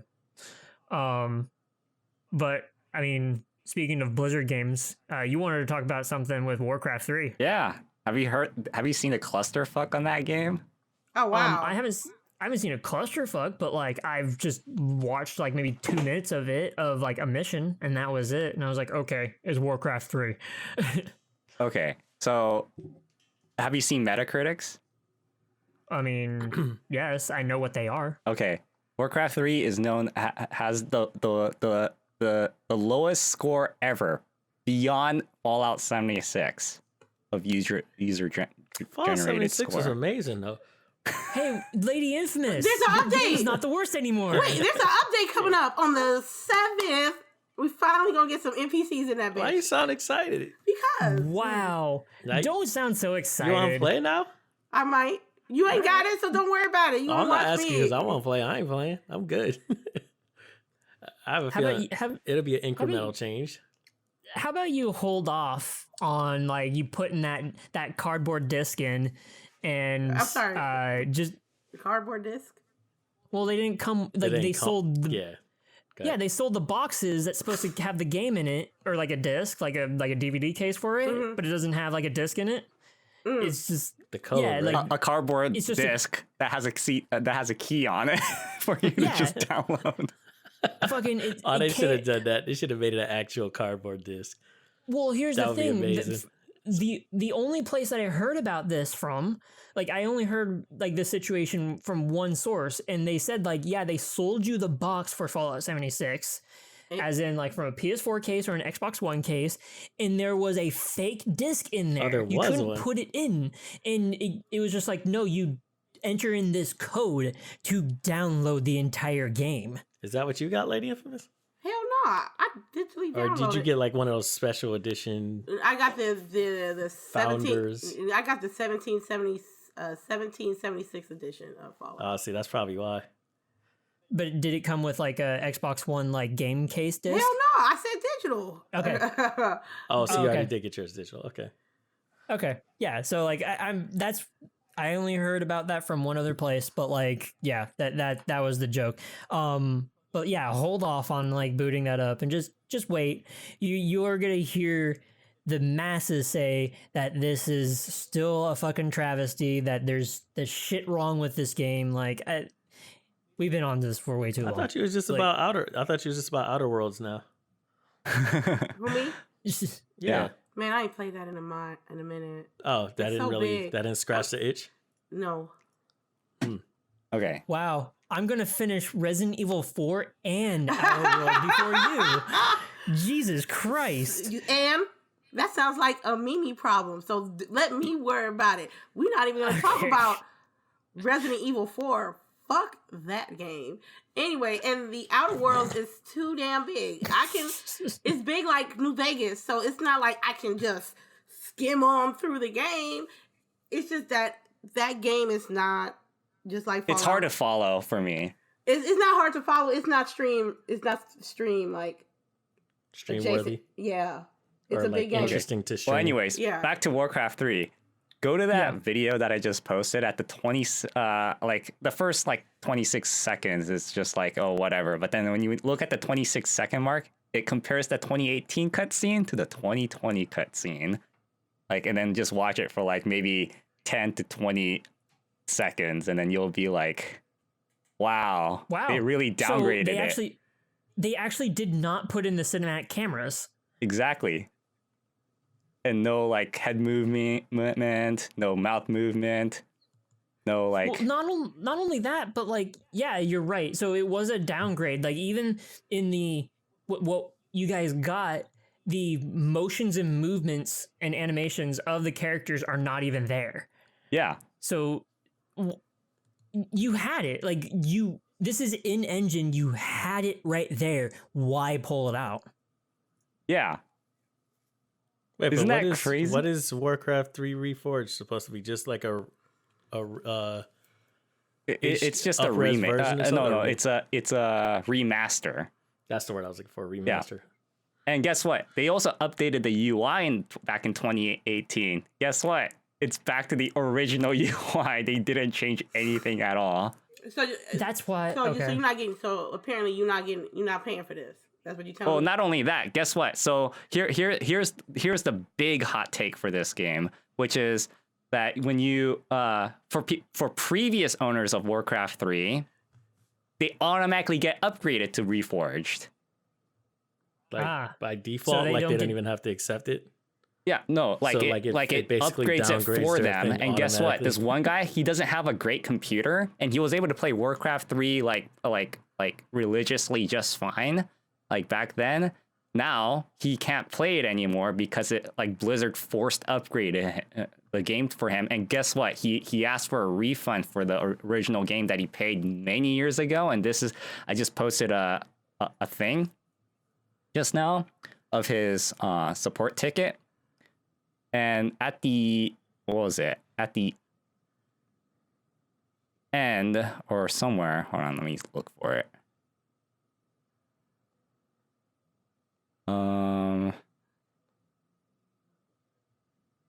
Warcraft 3 Reforged and the Warcraft 3 Reign of Chaos and the Frozen Throne are the same from the installation point. If you log into Reforged over the Blizzard app, you have to go into the menu by pressing the escape key and then go through. You can only use this option if you own Warcraft 3 Reforged. So if it is missing, you can start the normal classic Warcraft 3 Reign of Chaos and the Frozen Throne over the Blizzard app. Please note that developers are currently on it to update a lot on this. So if some features are missing, they will return soon. And then he says, I didn't buy Warcraft 3 Reforged, and I don't even want to talk about it or see this trash game. 2 to 3 days ago, I was playing my games, giving my game for which I paid money for, or my money back. Also, new game old game was 2 gigabytes, or it wasn't 2 gigabytes, but now over 20 gigs. I didn't buy so strong PC for a game like this. English is not his first language. Obviously. I don't care about this update. Give me my money back. And go near the bottom on page 4 out of 5. Jester Frell's response at the bottom of the page. Game Master Jester Frell here, and I'm just sending this mail as a follow-up response to the ticket you opened. I'm sorry for the delay in responding to your ticket. It's been a little bit hectic here No recently. kidding.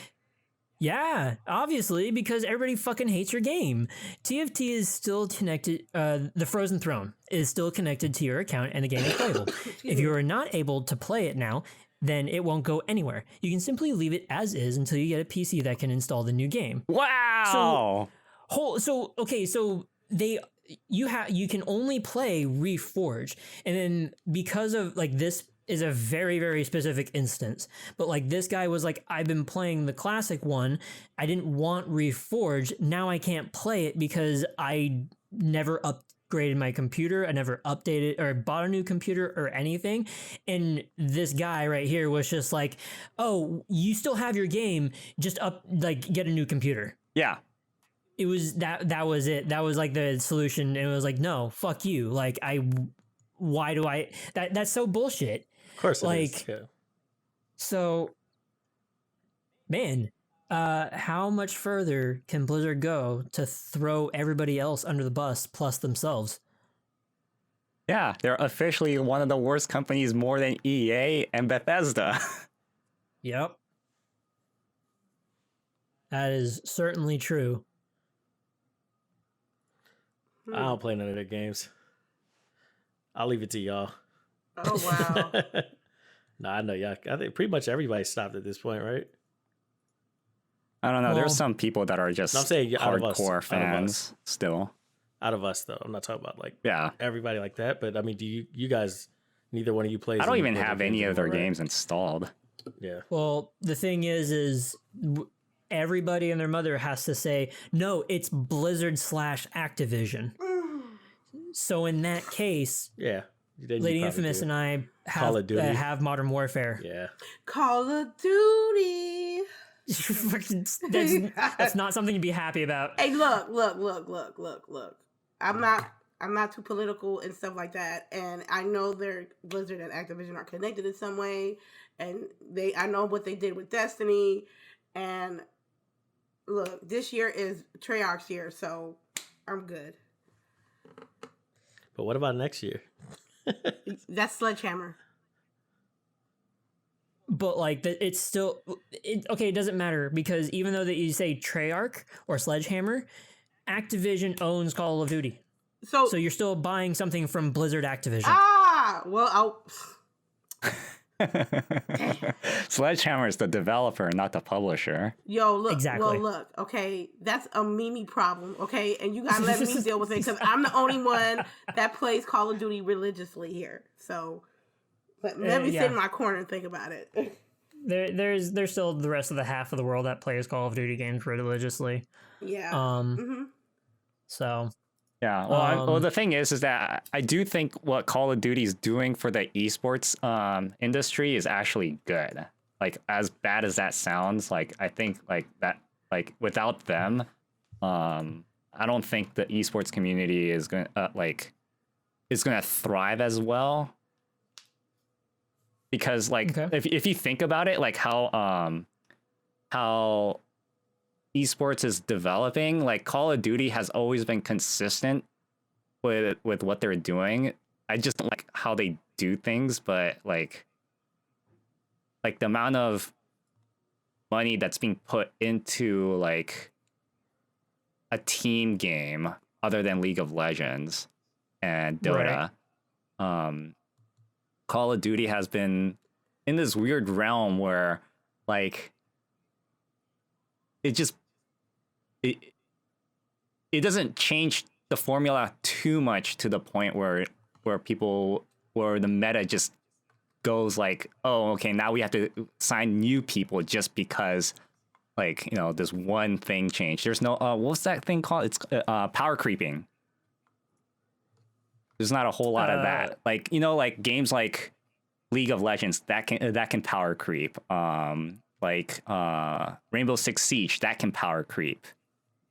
Counter-Strike can power creep, although that it's very rare. The last time that actually happened was like this one gun that was added to the game, but they quickly lowered it.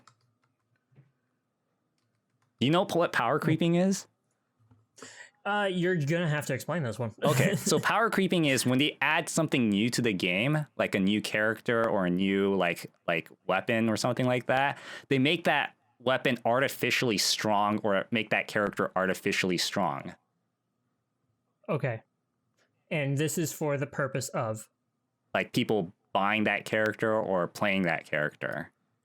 Gotcha. All right. So just to boost sales. Yeah. Okay. Interesting. Yeah. Yeah. So that's like the main problem with and Call of Duty doesn't really do that based on what I see. They don't like it, I mean, as far as for like releasing a new thing so that you get it, like Black Ops 4. So LadyInfamous, with Black Ops 4, you didn't buy new characters, they came with updates, correct? Yeah. Okay. Modern Warfare, the characters don't do anything. It's all just cosmetic. And yes. And then the guns, if they add new guns, it is a free update. You've gotten every gun just by updating your game. The only thing that they do is battle passes, and that just unlocks skins or gives you more currency or whatever the fuck, and unlocks that new and Counter-Strike characters. are both the same. That too. Yeah. Any pickups you guys are gonna get later down the road, since Final Fantasy VII has been delayed till next year? Temtem, maybe. Temtem. I've been hearing about Temtem, man. So I actually wanted to ask you guys just recently, have there been any unique games that have been released?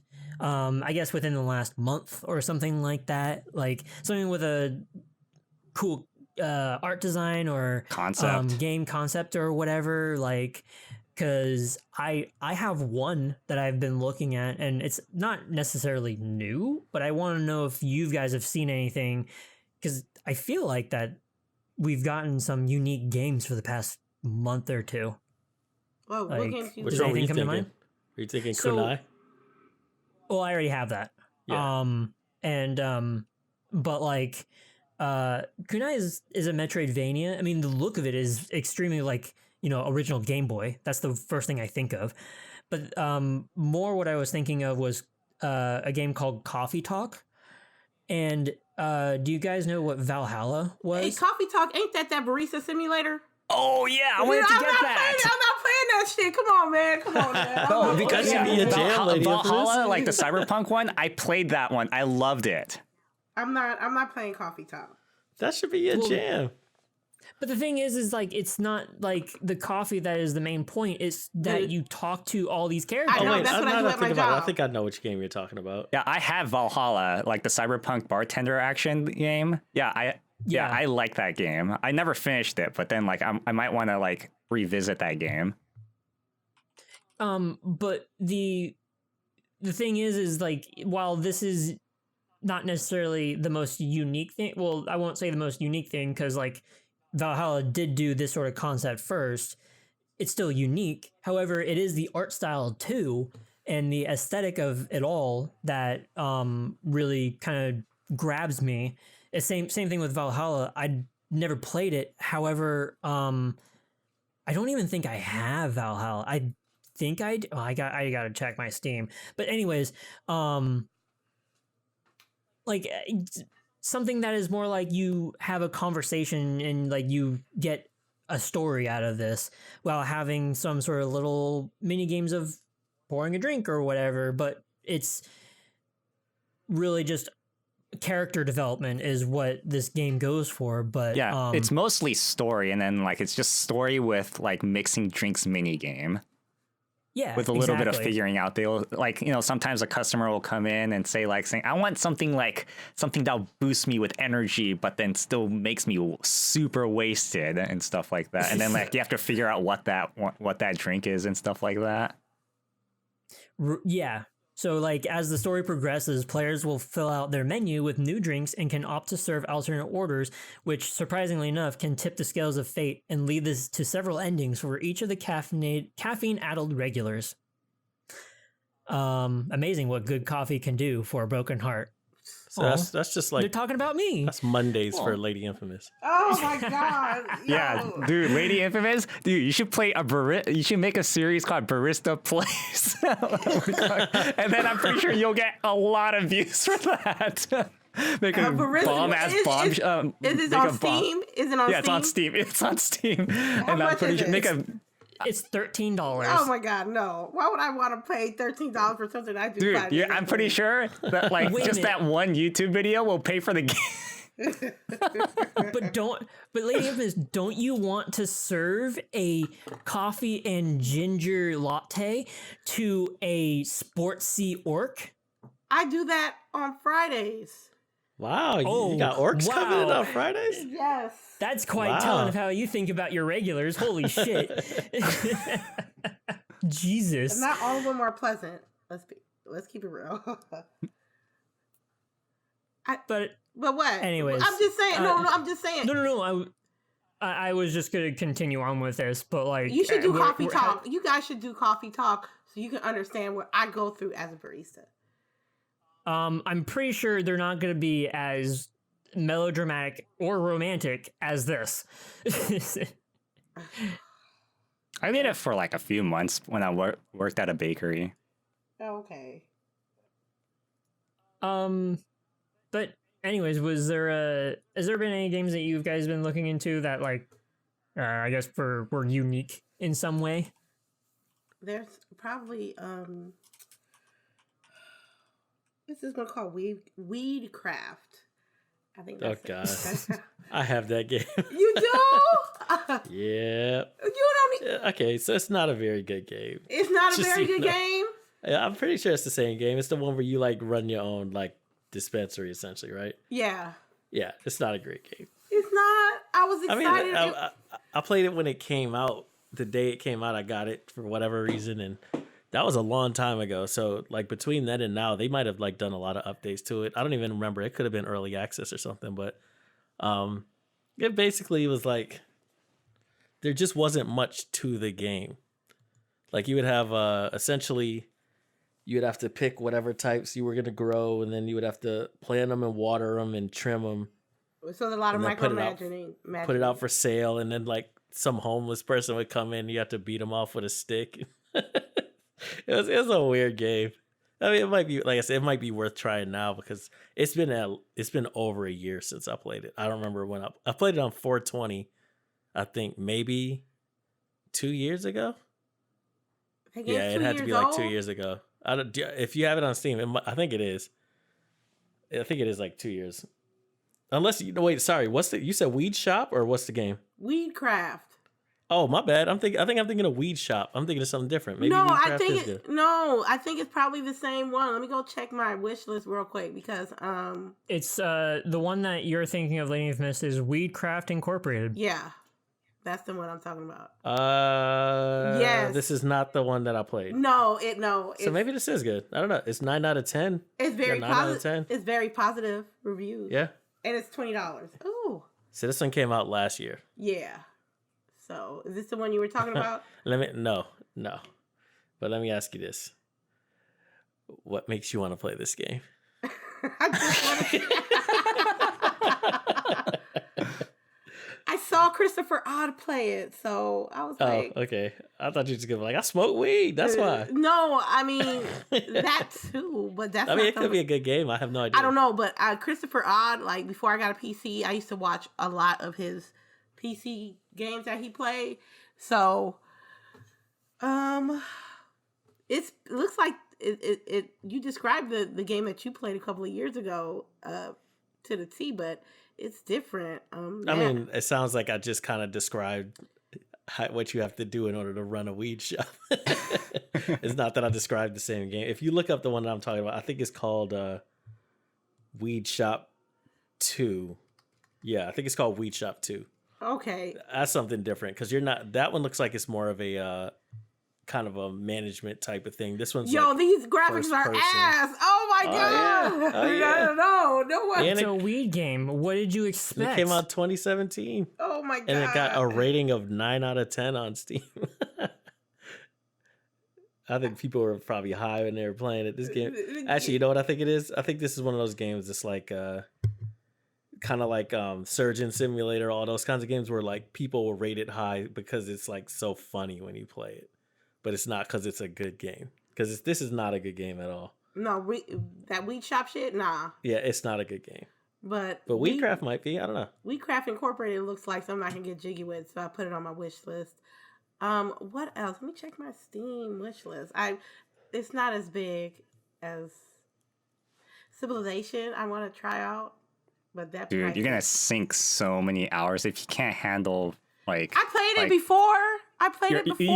You played a console version. That is like super cut down. I played the console version. I was like saying, "Damn, this is super cut down." If you play Civilization 6, you're probably gonna just for one game. You're probably gonna spend like maybe 60 hours on that. One game? You think so? You acting like I played 60 hours on a game before. No, he's not. I think he's not saying for one video game. He's saying one game of Civilization. Oh, wow. Never mind. But it's up there. Exactly. It's up there. I'll wait till that price goes down. Have you seen a game that long? Well, not obviously not watched the whole thing, but you've seen a single game take 60 hours? Yeah. Have you seen my dad play? My dad has almost 3,000 hours. I watch your dad play all the time. Dude. How would I know when your dad plays? I've been playing Civilization since Civilization 2. Like back in like what, 1990? Oh, well, okay, but here's the thing though. Are you saying 7? that the game gets super long when you get like super advanced and strategic and all that kind of stuff in it? Like if I would guess wait till Gandhi starts nuking the freaking world. But do you think that LadyInfamous's first game of that game is going to be 60 hours? I think it's going to definitely be more than 50. Well, here's the thing. Are you saying a playthrough of the game? Is that what you're saying? Yeah. What I'm Oh, okay, I think my bad. I think what you're getting at is that she's gonna, or like that it's gonna be one play and then like maybe 5 or 10 hours in, restart the game, and then like now that knowing more of the mechanics of it, and then start through it. I thought that's what you were getting at. Oh, I'm just like, okay. Let me see if it's a terminology problem. Are you saying one match would be 60 hours? Yes, that's what he's saying. Okay. Okay. Especially with the well, I guess with her processor, it'll probably be fairly quick. But That's not because don't you say know that. do you know how Don't fucking say they this. benchmark processors? They also do it by civilization turn counts. Okay, this is true, but on the processor that I used to have, like when I was waiting for everybody else's turn, maybe 15 seconds. That's near the beginning of the game. No, that was like I was probably like 30 hours into one game. It was like 15, 20 seconds. Okay. Well, Yeah, we'll so, see. like- Lady Infamous, let us know. So this, Well, this game can't have a story campaign then, right? Nah. There's it's no just real taking over- story It's campaign. just taking over shit. That's it. Just taking over shit. That's Yeah, it. well, it's a 4X game, so you can win by like killing everybody or taking over or making everybody believe in your religion or going to Political, space. religion, yeah. Yeah. Lots of Yeah. different ways to win. Another one is like golf with friends. I want to play golf. Yeah, another way to win is like you have like 7 wonders of the world. I know. Yeah. I played it before. I know. That's a 4X game. Well, golf with friends is not new. So but it's No, $7.99. she's just saying which one she's looking at. Yeah, you asked that the she question. sent us. Yeah, Oh, okay. Monopoly Plus. Oh, Monopoly Plus, okay. maybe. I wish they had Monopoly Streets. It's better than Monopoly Plus. Project Winter. That's it. I played the early access of Project Winter, and they did a lot of updates. But I'm intrigued to see what's going on with this game. I might get it.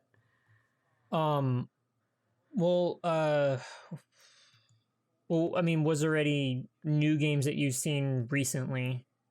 'Cause, like, I kind of had like a Doom, very specific question. Like Doom Eternal is like in the back of my mind. So.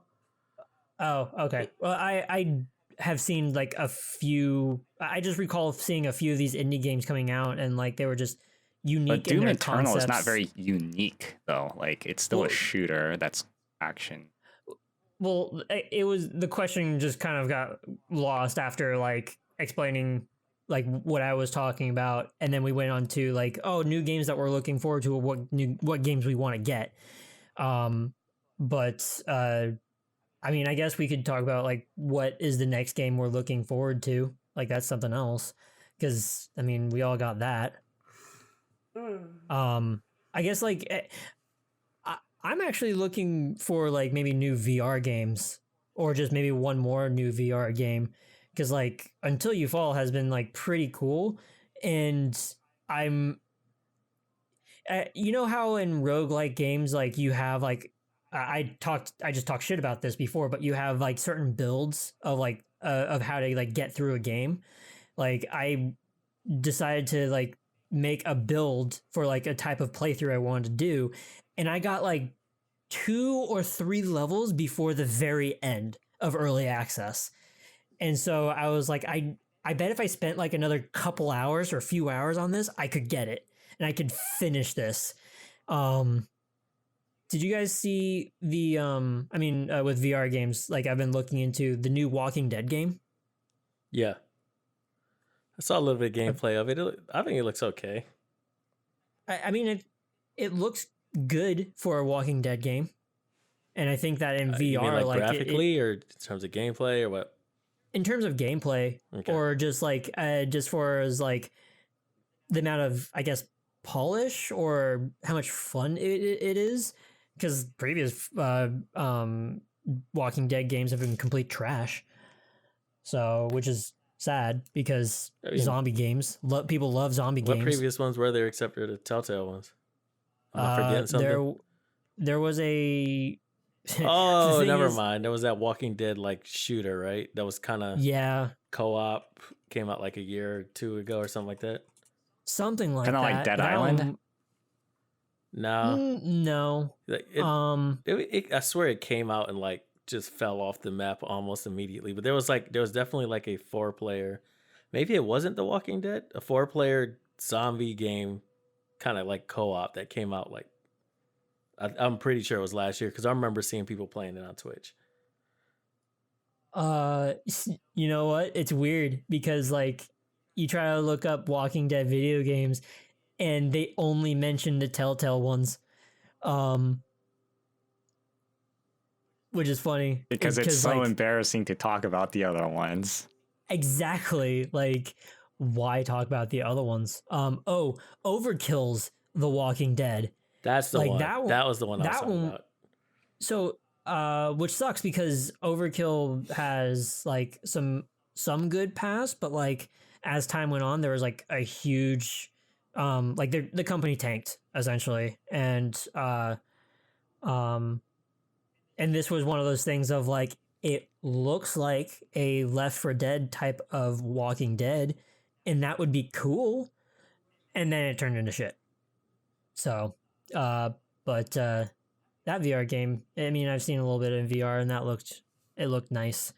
What about you, T? Because since you look into indie games more often, or I guess any game that's coming out. I was gonna say I don't honestly know much of what's coming out. I think the biggest thing that's kind of on my radar coming up soon. Well, the last one was The Pedestrian, but like the next one is probably like in March. I think 11th is when like Ori and the Will of the Wisps comes out. That's probably like the next one I can think of. I don't really know like many. I gotta look more into some indie games. Usually those I kind of find after they're already out, and all of a sudden I just kind of see some glimpse somewhere of a game where I'm like, oh, that looks super cool. So I'm not sure. But yeah, that's kind of like the next big one for me. Cook Serve Delicious 3. Oh yeah, I own 2. So never played it. I played 1 and 2. I liked 1 more than 2. But I was actually thinking about getting Cook Serve Delicious 3. Like I was watching Ty Tuesday. I was watching him play it, and it just looks super fun. I've seen the previous ones, and like it's the same core concept, but just like I was getting this like hankering for a game kind of like this just by watching it. Kind of like how I was like, you know, I was playing Sekiro, and then I wanted to get back into a Souls game, and now LadyInfamous is like more wanting me to get into a Souls game because of Bloodborne. So what Souls you trying to get into? Oh, like well, Sekiro. I want to actually start playing that. I might play that after Bloodborne. I guess that's like. But there's no. It's going to be a part. There's no online multiplayer. Be a part of my week. There's no online multiplayer. No, there isn't. No, it ain't. So I got to really think about that game because it's not online multiplayer. So. But I guess for me, like that's going to be I'm going to try to push it as far as a part of my week. Mm-hmm. I mean, I don't want to get into like the end of it now, but like I'm going to be playing Sekiro soon, and I really want to. But Cook Serve Delicious, I guess like a management game. Yeah. I've been wanting to get into one of those again. What about you, Sharpie? Nothing much. I was just looking at this one article just now, and then I was like, "Oh my god!" Cliffy B said something like a few days ago. Dig right in, trying to get with Lawbreakers. With Lawbreakers, how woke that game was. How woke? No, okay. So specific, like I read this article and I was like, this guy is a fucking idiot. Like I will shame him into the ground. I don't even care about this fucker. But like he said that it wasn't that like his game was like too political. It was that he was too political. I made a fucking tweet about this too. And it was like he was saying that Lawbreakers failed because he was too political. And then as the article and the conversation went down, it was more about what he was saying and like how it was controversial and all this other shit. And like, I guess it's like, I'm going to put in my 2 cents about this. It's like, no, this is not the reason why that Lawbreakers failed. First of all, it was in the middle of a huge clusterfuck of a whole bunch of new first-person shooter class-based games. So it was bound to fail. Number two, he doesn't know how to run a company. And he ran that company and he ran the other company that did Money Heights or whatever the fuck the battle royale was called. He ran that company into the ground too. So he doesn't know how to make games, and he doesn't know how to make run a company. He's just a fucking idiot. I mean, if he meant woke, did he just woke up and realize it was a bad game? I don't know. Wait, so what's the joke? I don't know if I get the because problem. he said like Lawbreakers failed because it was too quote woke, says Cliff Blazinski. What did that mean though? I don't know what that means. How is the game too woke? I don't know. I don't know, It's a man. strange comment. Yes, it is. Radical Heights. That's what the game was. Let's see. Okay, so ever since the studio closed, I've been racking my brain what I could have done differently. Pivot hard when the juggernaut of Overwatch was announced. Been less nice with my design ideas and more of a dictator with them, he wrote. One big epiphany I had was that I pushed my own personal political beliefs in a world that was increasingly divided.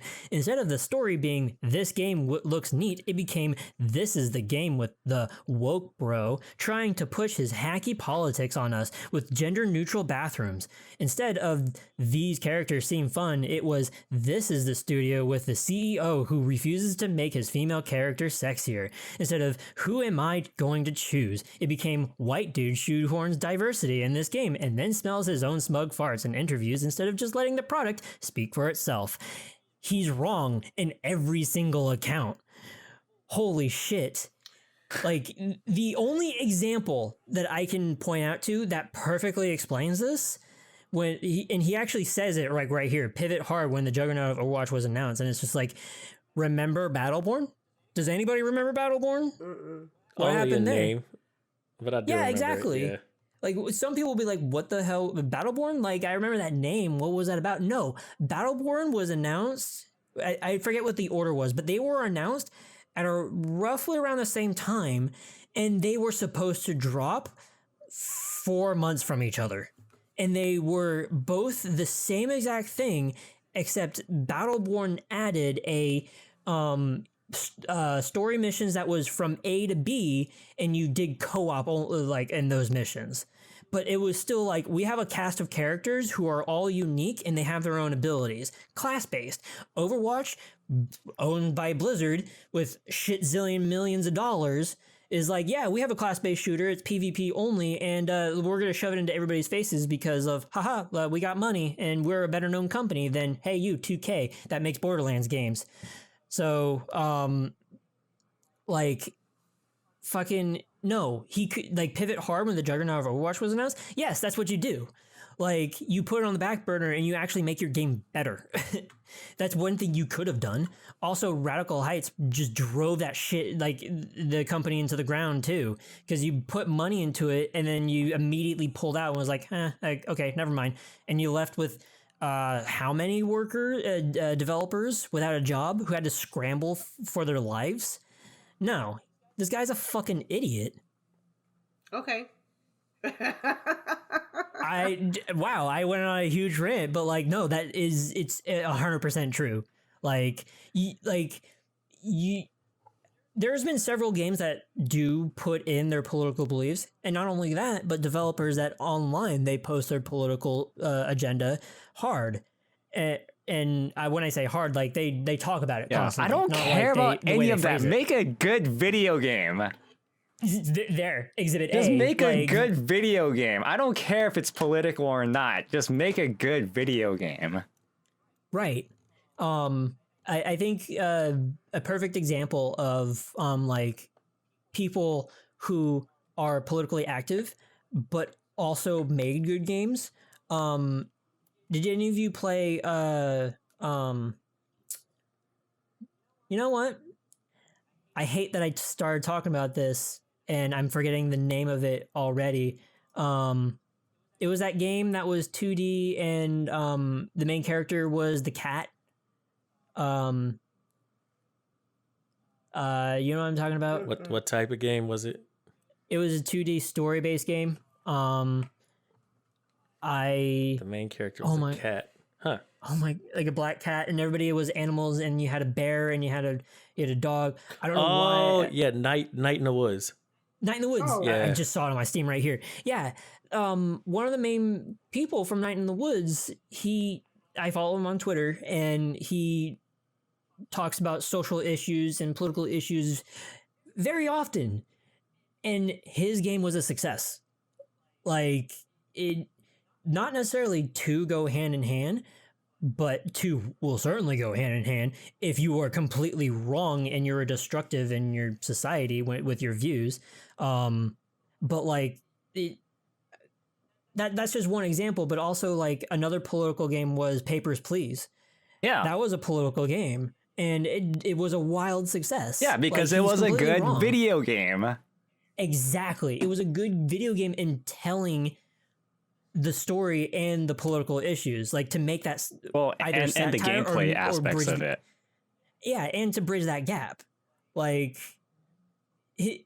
I played probably, like, here's the thing. I did play like maybe 30 minutes of Lawbreakers when it was like some sort of free trial or whatever. And I was like, this is neat. But like, again, the timing of when it was released was completely wrong. And I don't think it had a loot box system, but even then it was just like, this is neat. And I like a few of these mechanics, and it could have been good. And I'm not saying that like it was a bad game. It was just completely released on a wrong time. Yeah. It happens. Yeah. Rant officially over. I'm going to shut up. Jesus. All right, let's start closing this out. Other than, are we all ready to see the Sonic movie? No. I am. I am. Is Definitely. it out soon? Yeah, on Valentine's Day. Oh.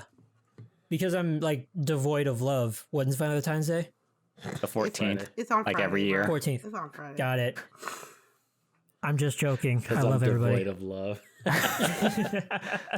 All right, so let's all close out. See what all you guys are up to for the next week. While I still got my mouth motor running, I'm gonna see about shoving Sekiro into my week. I think I might go into stream Monster Hunter. I will be playing more Final Fantasy VII. Other than that, you might see me streaming Blasphemous and Kunai. I did get those keys that I do need to stream, so you can catch me over at twitch.tv/Zeldrick, and you can also catch me on Twitter, same name, at Zeldrick. So this week, I honestly don't. I'm at some point, like I said, I'm gonna keep trying to see if I can make some progress on Felix the Reaper for like the YouTube video. But I think on Twitch, I'm gonna try. I started playing Not for Broadcast earlier this week. I just didn't mention it because I literally played it for about less than 2 minutes. I just kind of wanted to get like a first glimpse at what it was about. So I'm gonna try to play that a little bit more. And I don't know, probably something else, but I have to decide what that is. I just don't know yet. But if people want to check me out, I'm on twitch.tv/UnsheathedP UnsheathedP. Okay, you can. I'm gonna continue to play South Park: The Fractured Butthole this week. Also, it's gonna be a chill stream of me trying to play some RimWorld and whatever other game I feel like buying / playing. You can find me at Lady_Infamous415 on Twitch and Lady_Infamous30 on Twitter. And thank you for stopping by and hearing us out today. Cool. And then I might play like the last mission of Hitman 2, and I'm gonna possibly play Subnautica to get over my fear of big wide open waters. Although that's probably not gonna But you're happen. underwater the whole time, aren't you? I know. I hate like big wide open waters. Scares the shit out of me. Big. Okay. Which is weird. You're from Japan. I know, that makes it even worse. Most Japanese people are afraid of that. Oh, I didn't know that. Yeah. And yeah, I guess that's it for this week. We'll see you guys all next week. Well, actually, I might not be here next week, so One of us is gonna host. yeah. There it is. Thank you for listening to the podcast. Please like, favorite, subscribe, whatever platform you're listening to on. It only takes 2